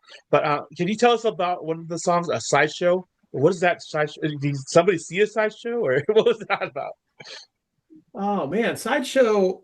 So I used to work at a college radio station, WXCI 91.7 in Danbury, Connecticut. It's the reason I went to that college. I was like, this is the 90s, man. So radio still mattered quite a bit. College radio was a big deal. And there was a kid that used to call when I was doing my shift, and he would say that his name was Juan, Uh, And he would tell me that he was so obese that he was stuck in his house and that the radio station oh, was his only respite, oh, right? His only connection to reality. Now, this wasn't true. This was just a kid that went to high school somewhere local. I think he was a Scagnetti fan. I don't remember if he knew us or if I don't remember the timeline. Like if he knew that I was the singer of Scagnetti and that's why he was calling the radio station. Um, but he would call and be this character. And it was funny. I mean, it's not politically correct, but it was funny, right? Like it was funny that and so, the first line of Sideshow is, Juan spent too much time eating and not enough exercising. And it was yeah, just totally made up just because this kid used to call and you know, created this character. And so, honestly, I think we had the guitar part and maybe the horn line, and we were like, this is circusy as hell. This is super Mr. Bungle-esque, right? Which is obviously, there's a lot of the guys in the band are, big Bungle fans, and Sideshow is a Mr. Bungle song. Let's be real about it. And so we just wrote like a circusy topic. It was very early in my career with Sgt Scag, and I don't know that I necessarily found like I wasn't necessarily writing about stuff in my own head yet. So Sideshow was just sort of like, let's write about circus freaks. Let's write about yeah. people that are, all kind of all screwed up, but are, maybe beautiful on the inside. And it's really just, it's a dancey song. There's very few shows that we've played since Sideshow was written where we didn't play Sideshow, right? Sideshow was a song we had on a Moon Ska compilation back in '97, I think, that came out, right? Scarmageddon Scarmageddon Armageddon. 3, yeah, 3. which was huge for us, right? That was a globally distributed record. I mean, like if you go back and you talk to old school people, if they know one Scagnetti song, it's going to be Sideshow, right? Because that had better distribution than anything we've done Uh-huh. since. You know, but it's a good one. It's a good song. We like it. Get people jumping on that one every time they listen. Nice, nice. Yes. Also, let's talk about the Necromance song. Sure. Um, how did that come about? Lyrics and the concept of the song. That was written around the same time as Sideshow, right? And I remember Richie came over to my piece of crap house that I lived in college, and we were sitting in my room. And I think the mission was we want to write like a 50s style like rock song, right? Like a rock song that sounds like it's old, like it's from the 50s or the 60s. Mm. Um, and at some point somebody said, well, we should write a love song. We don't have any love songs, right? There's no, and so that was our version of a love song. I think it was just like, well, what's the most screwed up thing we can think of? And, necrophilia it's up there, Yeah. right? Yeah. And there's beauty in that song, right? There's, it is a love song, sort of. Sorry. Yeah, it remains a huge popular song. It's funny, we for a while, like I think Richie didn't like playing it for some reason. There's a middle horn section I think that isn't our favorite thing ever written, and so we were skipping it. But we put it back in the set recently and I've been playing it. It goes over really well. Like it's a really clean, dancey ska song. Mhm. And so I think we tricked Richie into liking it again, which is I think good so. because it's a good one. It's a good one to have in the set. But yeah, man, it's a love song. It's a beautiful, beautiful notion on, beyond surface level. Nice. Yeah. Now the We song. Oh, go one ahead. time we didn't get paid because I used to intro that song and I would say what the song was about more graphically. And we played with a band of like one of the bands that had opened for us were like legit like young high school kids, like sophomores in high school. So all their moms and their grandmas were at the club. And we introed that song and they actually went to the club owners and complained. And No. yeah, we didn't get our $175 guarantee that night No way. because they said like you guys are disgusting and you're I'm like, this is What? America, baby. What are we talking about? Yeah. That's Yeah. ridiculous. You didn't get paid? No, they didn't pay us. Someone may also Oh. have snuck toilet paper and cooked spaghetti into the club and threw it on stage during our set, Oh. which may have also had to do with the fact that we didn't get paid, which is fair. That's a little more fair. Oh man. But it wasn't us. We didn't do Yeah, it. it was you. Yeah, It'd be it's not you penalized. guys. Maybe Oh, yeah. maybe we left the side door open for a minute when we were loading in so that they could load that in, but we certainly did cook that spaghetti. Yeah. Yeah. Oh man, that's terrible. Now the song 401 BK, is that a song about Burger King? And did somebody Oh work yeah. there or something? Because I used to work at a fast food restaurant, but not Burger Yeah. King. But It's I saw an Instagram ad or something that was specifically targeting senior citizens and retired people to work at Burger King. oh, It was like And post-pandemic. yeah, it was like they were so desperate, I think, for people to work there. They were like, hey, we got to pull some people out of retirement. And no offense to fast food workers, like that's a job that people yeah. have, and they should be paid a fair wage for it. But it gave me this thought of like, imagine like you're a professional human being, you worked your career, you saved, maybe you've got a pension, you worked in a, whatever your job was, whatever your boomer job was. And then all of a sudden, like the bottom falls out of the financials, something happens, and you find yourself needing to go Work. cook chicken fingers Yeah. again and deal with the humanity of the public. Like what an awful situation that must be because you're not ready for that. You're not prepared for that. You didn't have a job that was hard. You had a coddled pension. So I've got a little boomer anger in my heart, a little bit of it's a coddled generation that I think really took everything for granted and now sort of speaks, and I'm generalizing here. I'm sure there's some very good people, but like a lot of them are just sort of like, well, I deserve everything I have. I deserve this giant house that I won't sell because I worked hard for it. What's your generation's excuse? And it's like, dude, you totally tilted the system in your favor, ruined the planet, and now you still have three houses. Like, Yeah. so anyway, it's a little bit of like, oh, that's awful.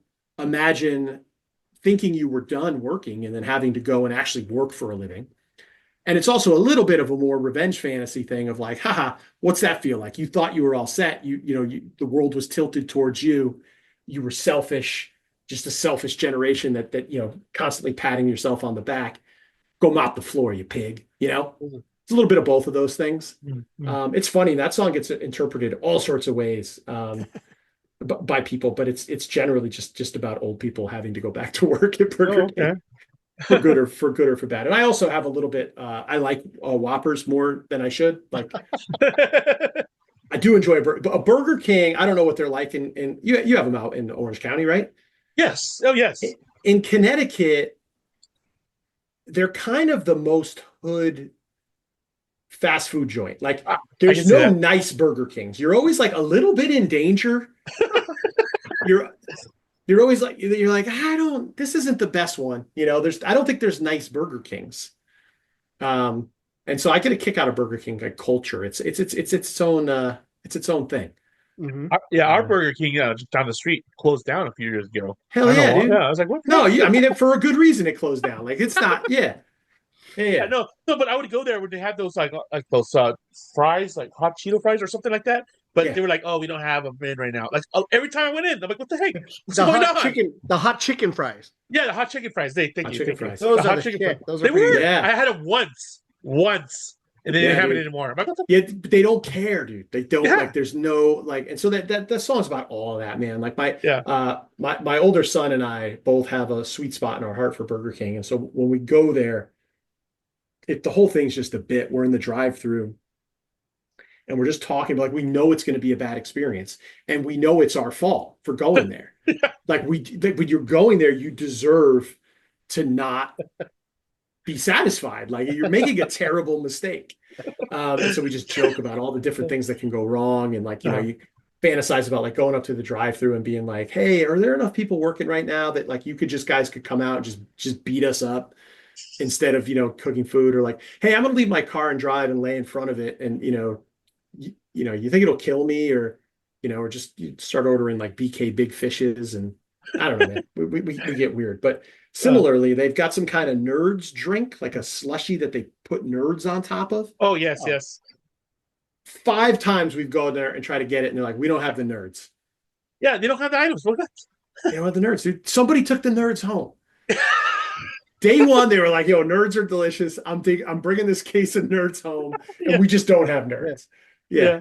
Yeah. 401BK. That's another like that's one that's worked our way into our set. We haven't played many shows where we don't play that. That's a good song, man. We're proud of that song, and I think it's like that's a good number one. one on your Spotify, actually.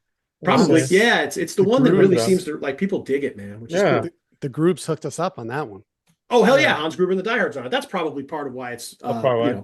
probably gets put into the those Oh, guys are. it says number one, but it's the numbers is lower, but then there's spotless one. But yeah. Oh yeah, yeah. The grooves are on the track, man. So they blessed us with that. Nice. Daryl? Now, since we know that Scott does not pay the bills, what are each of your occupations, if you care to share with us, please?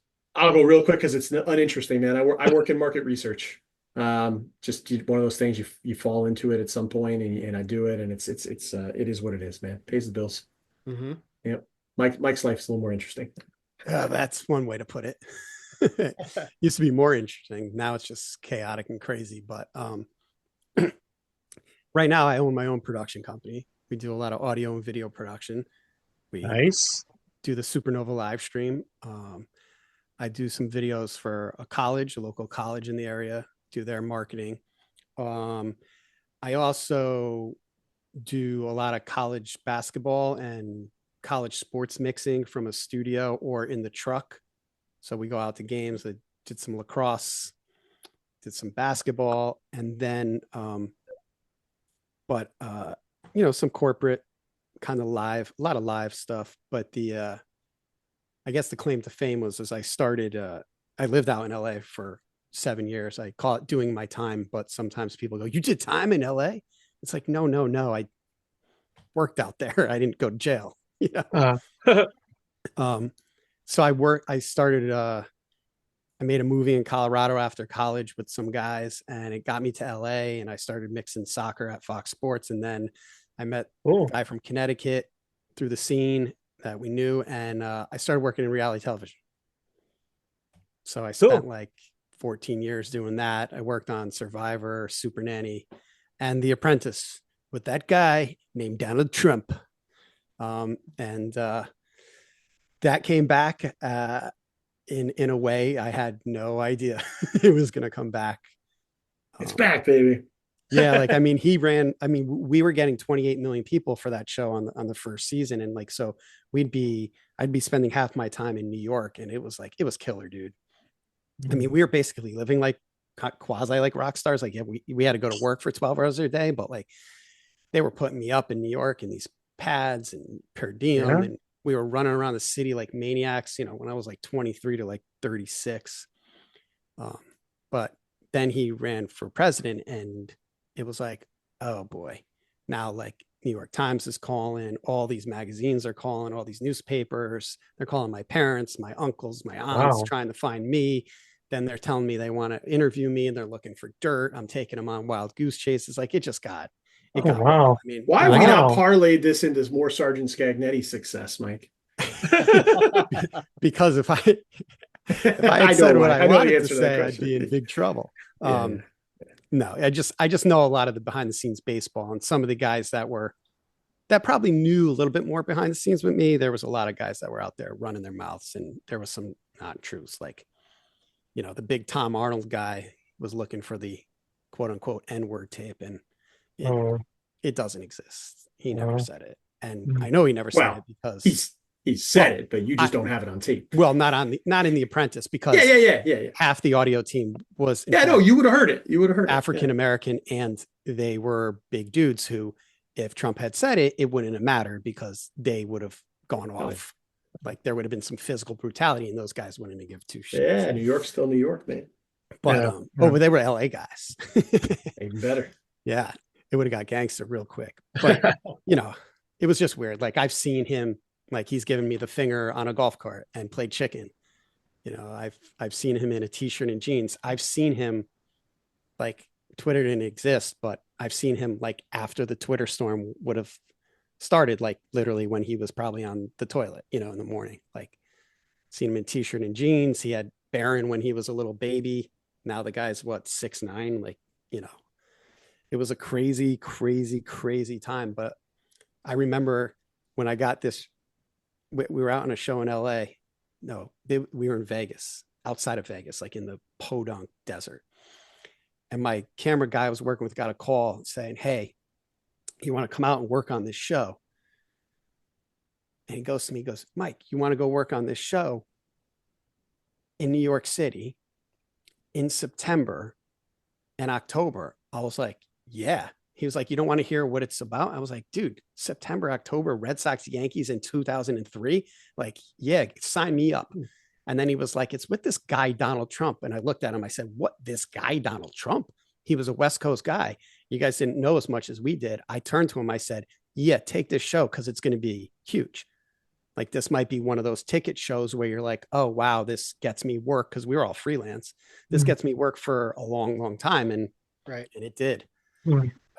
There's a lot of, you know, it's this delicate balance between, what he does and says as a politician and what that show did for a lot of people, so. Well, thanks for sharing that. Yeah, Crazy, thanks. crazy. Yeah. Yeah. Now I got a little funny question. A little fun question. If Sergeant Sagnetti or Sergeant Scag were a cartoon or comic series, what would it be like and what would it be about? Oh, Richie would love that because Oh. Richie would do all the art.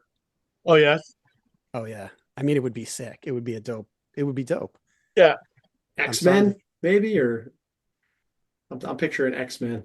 Like mutants type with you guys just having powers and stuff. Definitely, Okay. definitely Yeah. powers. Okay. Yeah. But instead of powers, it would be like particular personality traits that counter with each other, right? So like, not like laser vision, but just like, oh, Steve,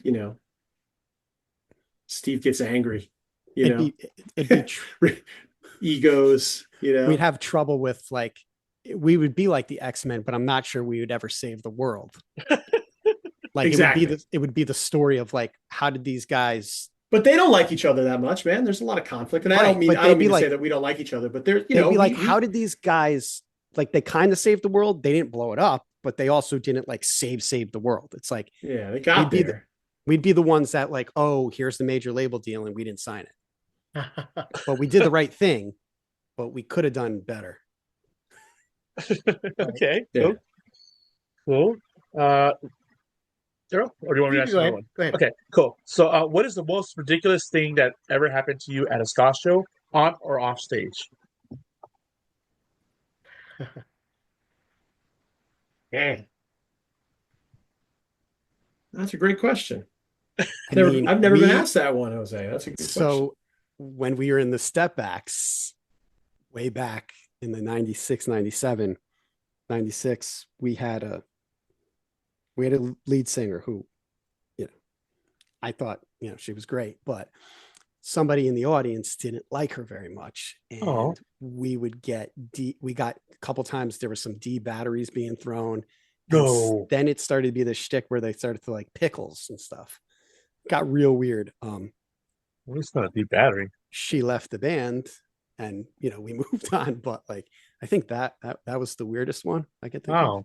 Wow. I never had batteries thrown. That's at me. dangerous, bro. Batteries? Yeah, it was. Deep batteries? One time we played a college festival in Connecticut, like a spring weekend kind of thing, and I remember there was a lot of frat guys there, Uh, and I like to antagonize the crowd, and I like I'll take conflict or even anger from a crowd over indifference, right? Like I'd love for you to love us. I just come rock out. Let's get weird. That's the best. But if you're not going to give me that, let me see what else I can get out of you.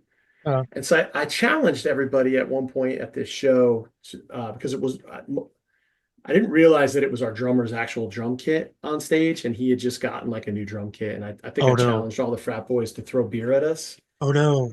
I think it's the only time Dave was truly mad at me. Like he was really pissed. That was, and I apologize for that. That was not a good move. Mhm. But they listened, man. If you tell people to throw shit at you, they will. We did some stuff like that. I think one time at the tune-in, also not one of my best moves. We gave everybody in the audience some kind of candy that made colored spit. Oh no. Oh, Like, oh no. Yeah. and sounds bad. sort of did the Like the fun bring dip. it. Yeah, like some Like some kind good of, it old was like dabbing. some kind of gross, sticky, and it was one of those like, go ahead, bring it. I think it was like a New Year's Eve show or something, and Oh, nobody invited that. I didn't tell anyone I was going to do that. Like we just did it. That was a bad idea. oh, That was pretty gross. I'm surprised I don't have uh, like hepatitis or something, but yeah, uh, yeah. that was a Wow. bad idea.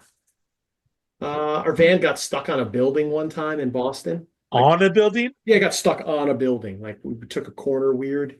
Oh, okay. Um, Oh, Do a hazard style or what? Like, "Bing, let's get on, kind of. boys. Yeah, yeah, In the sort of. neighborhood. Yeah, Good reference. yeah, hell yeah. Yeah, there's a lot of stuff. Yeah, there's a lot of bad. But we got paid one time in soda. And um, soda? Like, at a they, show in New Hampshire. Yeah, they go? they were like, "Yo, we can't really pay you, but we have all this soda. You want some soda?" We were like, "Yeah, I mean, I guess we'd rather have money, but we'll take the soda." Mhm. And then Was it good? we no, well, what we did was our lighting guy that Mike mentioned earlier was following us in a car, and we were in the van. And I don't know why he was in a separate car. It doesn't matter, but we were just throwing whole cans of soda out of the van at his car, which is disrespectful. And literally could have killed some people, but we didn't. We didn't kill anybody. But Bet you yeah, knew him. a lot of tomfoolery back when you're a teenager Oh, driving across different parts of the country, and Hmm. gas was cheap back then, and we would sell. People bought CDs back then, so we maybe didn't get paid at that show, but we probably sold 35 CDs. So we left there with $350 and enough money to get home, and Hmm. a couple cases full of soda. So I don't know, you throw it out of the van. That's smart, right? Yeah, I guess. Yeah. One more. Oh, I'm Okay. sorry. Uh, you just got me thinking about Soda. places I've been there. No, not soda. So what are each of your pet peeves and addictions, if you care to share with us? I'm addicted to trading options and losing money in the stock market, Oh, Yes, and you are. then bludgeoning myself with too much stuff to do. But for some reason, I like that part. I don't like the other part. Pet peeves. I don't know. I mean, one of the biggest one is like I just like somebody get it done. Don't tell me about another idea. Like we have plenty of them. The two guys you're talking to have plenty of ideas. Where that is not where we lack. It's just like if you have an idea, get it done. Like you would think that we'd have more music videos, right? Because guy right here does it for a living. Well, number one, I hate doing music videos. Pain in the ass. But number two, you got to get everybody involved. And then you got to go through the idea. And it's like, it's just a nightmare. It's like, you got an idea, get it done. Like, I don't even care. Anybody want to make a video for Sgt Scag? You're out there, make a video. You know what I'll say? You need some help? Like, none of us will care. Like, Steve and I won't be like, hey, change this, change that, change that. Cause it's like, nah, man, just get it done. That's currently the culture we live in too. Like, for like, you got to be so constant with it on the socials. And so like, what are you going to sit there and think about an Instagram video for too long? No, spit it out, put it together. Like, that's not my real, like, I'm not going to go show that to some company and be like, hey, you want to see my band's video so you can pay me, 25 grand for this video I'm going to make? No. So it's like, I guess that's my pet peeve. If you got an idea, get it done. Yeah. Or cool. ask for help. Because I ask for help, and the question is, do we get it all the time? So I don't know. Yeah, And that's not necessarily all our bands in general, right? That's like mine aligns with Mike. If you're going to veto something, have an alternate idea. You don't get to just say no. You have to say no. Here's my idea or my spin. okay. Because if anybody's going to get something done, do it. Do it. I encourage people to do things. Totally. Even if you don't know what the hell you're doing or you're going to do it wrong. If you can do it better, great. Step in. But that drives me nuts. It's a big pet peeve when someone's like, no, I don't like that idea. It's like, okay, how about we fucking fight right now? How about we fight? Because because this person at least brought something to the table, right? So if the only thing you're bringing to the table is a veto, you can fuck off. Yeah. I gotcha. Yeah. My other pet peeve is when people in our band stand in front of the merch table. Don't block people from buying. Get the fuck go anywhere else. They don't realize they're doing it, but I'm putting it out here on this podcast. I want to yell at them at the shows, but I don't because I don't want there to be conflict. But if I'm selling merch, I need you to just get the hell away from us. Get away from us. If you need ego reinforcement and you want people to tell you that we had a good set, that's cool. Go somewhere else and do that. Otherwise, just I'd love to go get some tacos. I don't eat until after we play. So if you're near it, then just come sell some stuff. Yeah. Yeah. Addictions are music documentaries and Whoppers. Okay. Nice. Now I got one final question. Picture the Scott History Hour viewers discovering Sgt Scag for the first time. What track should they queue up and why? I'll go with 401BK. I think it's a good example of what we're doing. Alex is the newest member of our band. Well, Dustin's the newest member of our band, our Barry sax player. But Alex came in at a time when we were switching guitar players. The last couple songs we wrote with Alex were Everest, 401BK, and No End Theory. Those were late in the recording sessions tracks, and I think there are all of our collectively pretty much agreed favorite songs on the record. So looking forward to writing new stuff because hopefully we can pick up where we left off. It was just the bitter end. But 401BK, man, I think it's a good mix of, I love that people are confused by it. I love that people take their own sort of piece from it. I stand very much by what the gist of it is, and it's got ska flute. We spent a lot of time on that recording. There's some funky organs on there. We got weird with Greg. That's a good blueprint for what I think when we get back at it writing. That's the foundation. That should be like the yardstick. Is like, is it 401BK good? Cool. Then let's keep working with it. Nice. I liked it on my Spotify. Oh, yeah. Nice. Now, what does the future hold for Sgt Scag? Any new material coming out?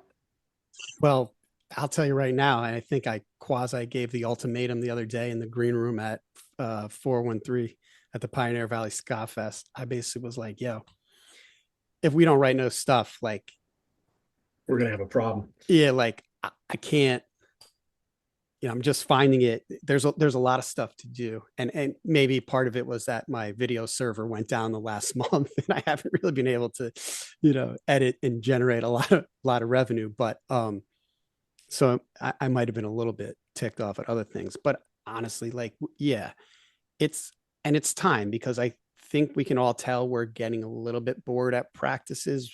We still practice a set to make sure we go out there and kick people in the face with it. But we need that new life. And what we did in the studio with Greg on our record is like, I think everybody kind of jumped out of their shell and allowed us to do some stuff that people maybe weren't actually like, too interested in, like playing around with some vocal effects, stacking some harmonies that wouldn't be there live.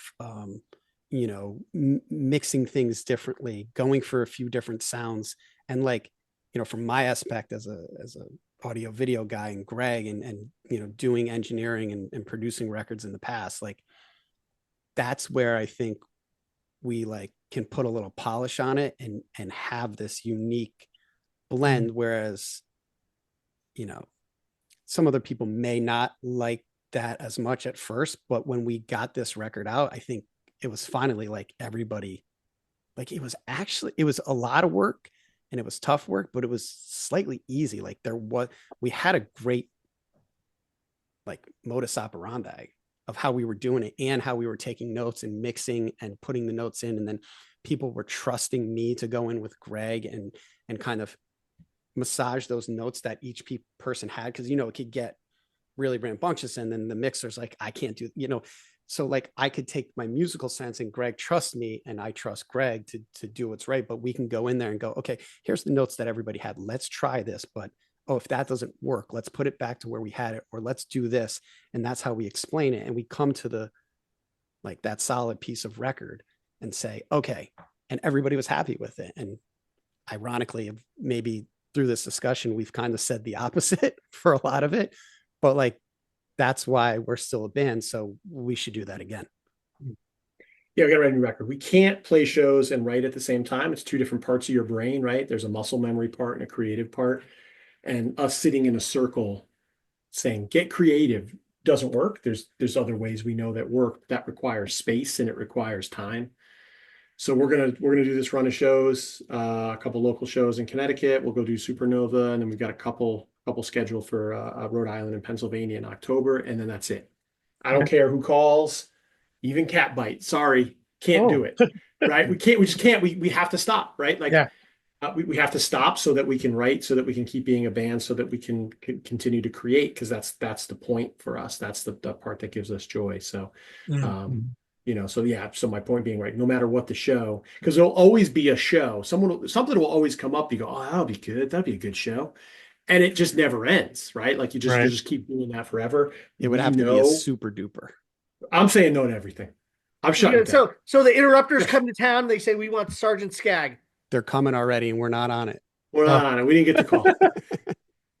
Honestly, man, at some point you got to. If you guys got the hookups, right? Let us know. You got to draw a line. No, you got to, right? You got to draw a line. Write new stuff. That's the only way. Hey, go for it. Because if you don't, then you're not going to play those big shows because they're going to, look at the record. It's like, oh, it's 2.5, 3, 4 years old, and it's like, well, that's the thing. The record's 2 years old now, right? Yeah. And that's usually the cycle with even the big but bands we haven't really started yet, so we're at best a year away from having something.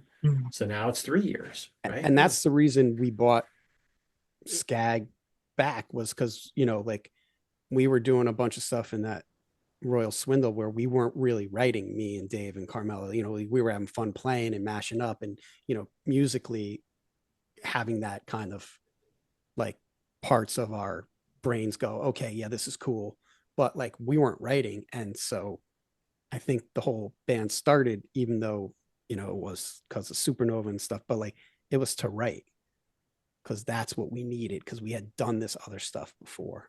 And then Steve had a break from Welcome, and it was like, okay, so that's the only thing that we're not a nostalgia act any, right? Like that was the first couple of shows, but this is a real band. So it's like, what do real bands do? You go in and you write, and life takes its toll, and timing is different now, but it's time now to start another process. And I know that I'm ready to start that process, because even though I do this stuff for a living, I don't do a lot of like studio recording with the whole band. Like I might do voiceovers and stuff like that, but I don't get to have that, right? Because I'm not an audio engineer like Greg is full time. So this, for me, it's like, oh, okay, I get to mix both worlds. We get to mix the writing as a band and that collaboration, but then we get to get in the studio, play, use the microphones, try some stuff, play with delays, play with an organ, play with all this stuff. And it's like, ooh, okay, now that's cool. Totally. Now is the part of the show when we see people wearing T-shirts that we like to show our T-shirts. So what are you guys representing today with your shirts? Supernova, yeah. 2024. All right. Nice. I have an exclusive piece of 2025 merch. Oh, but I couldn't let it out yet. Oh, you're not going to give these guys come on. No, because it's completely exclusive. Nobody will have this one of a kind piece except me. Okay. Oh, I'm wearing a V-neck to show off the gray chest hair, and there's absolutely nothing on my shirt. Okay. I didn't know. I didn't get I'm sorry. I missed that part of the pot. I would have done better. I'll do better next time. We only do it when we see people that are actually wearing T-shirts or anything like that. So. Yeah, I got nothing. Sorry. Yeah. Well, as we said before, Steve, marketing guy, right? So, right. Yeah. Well, I got Venom. I'm a Rivals aficionado, I guess. Yeah, Richie would love that. That's one of his few Marvel characters that he likes. Nice. Hook me up He's with a Richie. DC guy. Oh, dude, we could play some Marvel Rivals. Him and I go at it as Steve in the van rides. Absolutely. Oh yeah, he's DC and you're Marvel, or yeah. But I know how to. If Richie's he's nice and calm until you. Once you set him off, if you can get Richie going in the van, like I don't even have to talk, and obviously I can talk, but like I could just hit him off and then he goes and I kind of like enjoy the listening of you know another those people nut when job. the madder they are, the funnier they are. Yeah. He's one of those, huh? Just poke, man, poke. He's my favorite. He's my favorite. And he's Daryl? such. Oh, sorry. Oh, No, mine? It's nothing special. It's just an Adidas. Yes. I like that. That's good. Adidas, or you can't even see it's pink. Yeah. Yeah, I'm okay with pink. Now, where can we find your music, both physical and digital? So digital, I think we're on all the stuff, right? All the streaming platforms. I think we're on them all. We've got some ASCAP or BMI stuff to figure out. I don't know where those checks are going, man, but they should be coming here and they're not. That's a different story. That's a different story for another time. We're not business people, man. That's for sure. And then, in terms of the record, Ska Punk International put out at least More Than Halfway Dead. They still have a couple copies. We have copies at our show if people are interested in the physical media. Asbestos Records just re-released Just Another Trick on vinyl. The best way to guarantee you're going to do that is to go to asbestosrecords.com and become part of his reissue subscription package. We have a couple copies. We'll whether or not those copies make it down to Supernova seems unlikely with the number of copies we have, but we will do a reprint eventually. Flood promised me that we'll print that again because that'll be a good record just to have on hand. Yeah. But you can order that record directly from Flood at asbestosrecords.com. We got CDs and stuff. Detonate, I don't think there's a way to get your hands on Detonate currently, so that'll be the next reissue mission.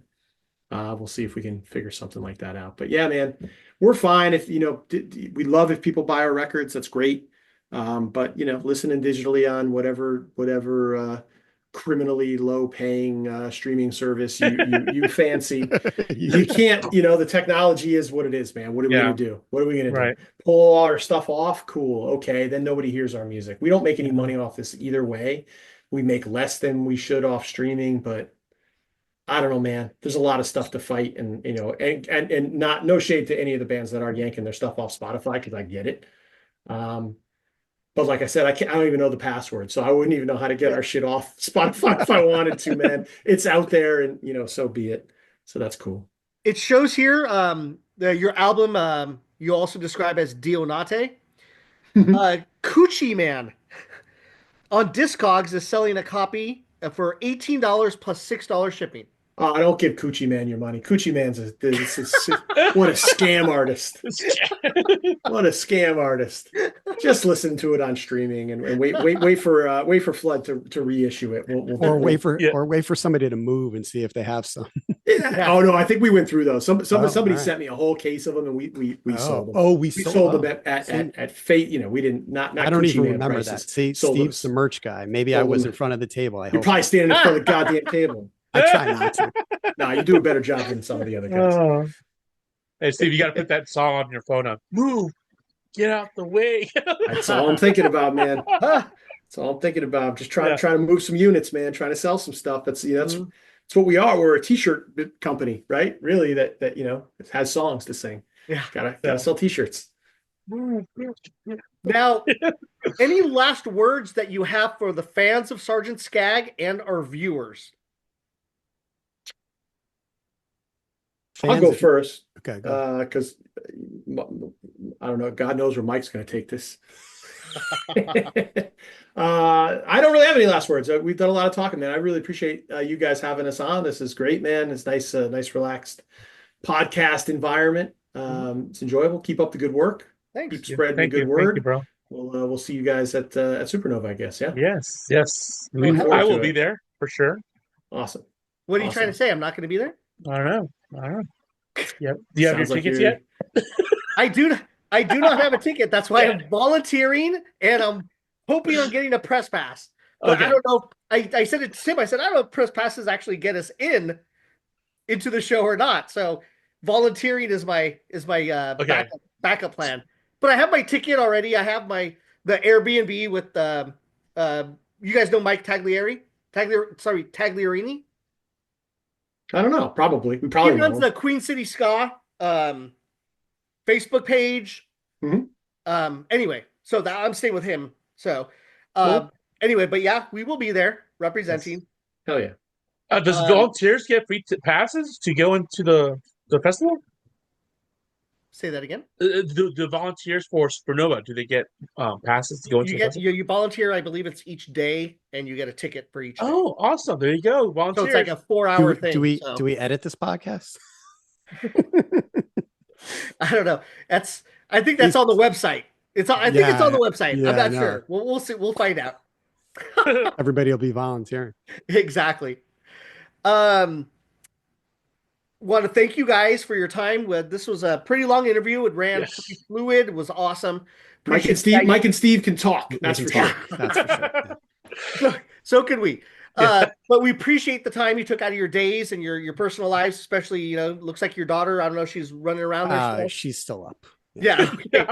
Mom just came home to handle that baby. Yeah. So very much thank you. We will definitely see you at Supernova. Hold on real quick. We've got a question for you right after. All right, guys? Cheers, guys. Thank you. Take care. Thank you. Hello, Skankers. Jose here, aka Skanking Force. Would you like to win a free Ska Box? It's as easy as following Ska Box Rocks and Sniff Dog Records on Instagram and Facebook. And subscribe to Ska History Hour on YouTube and comment Ska Box Rocks in any video to enter. Good luck!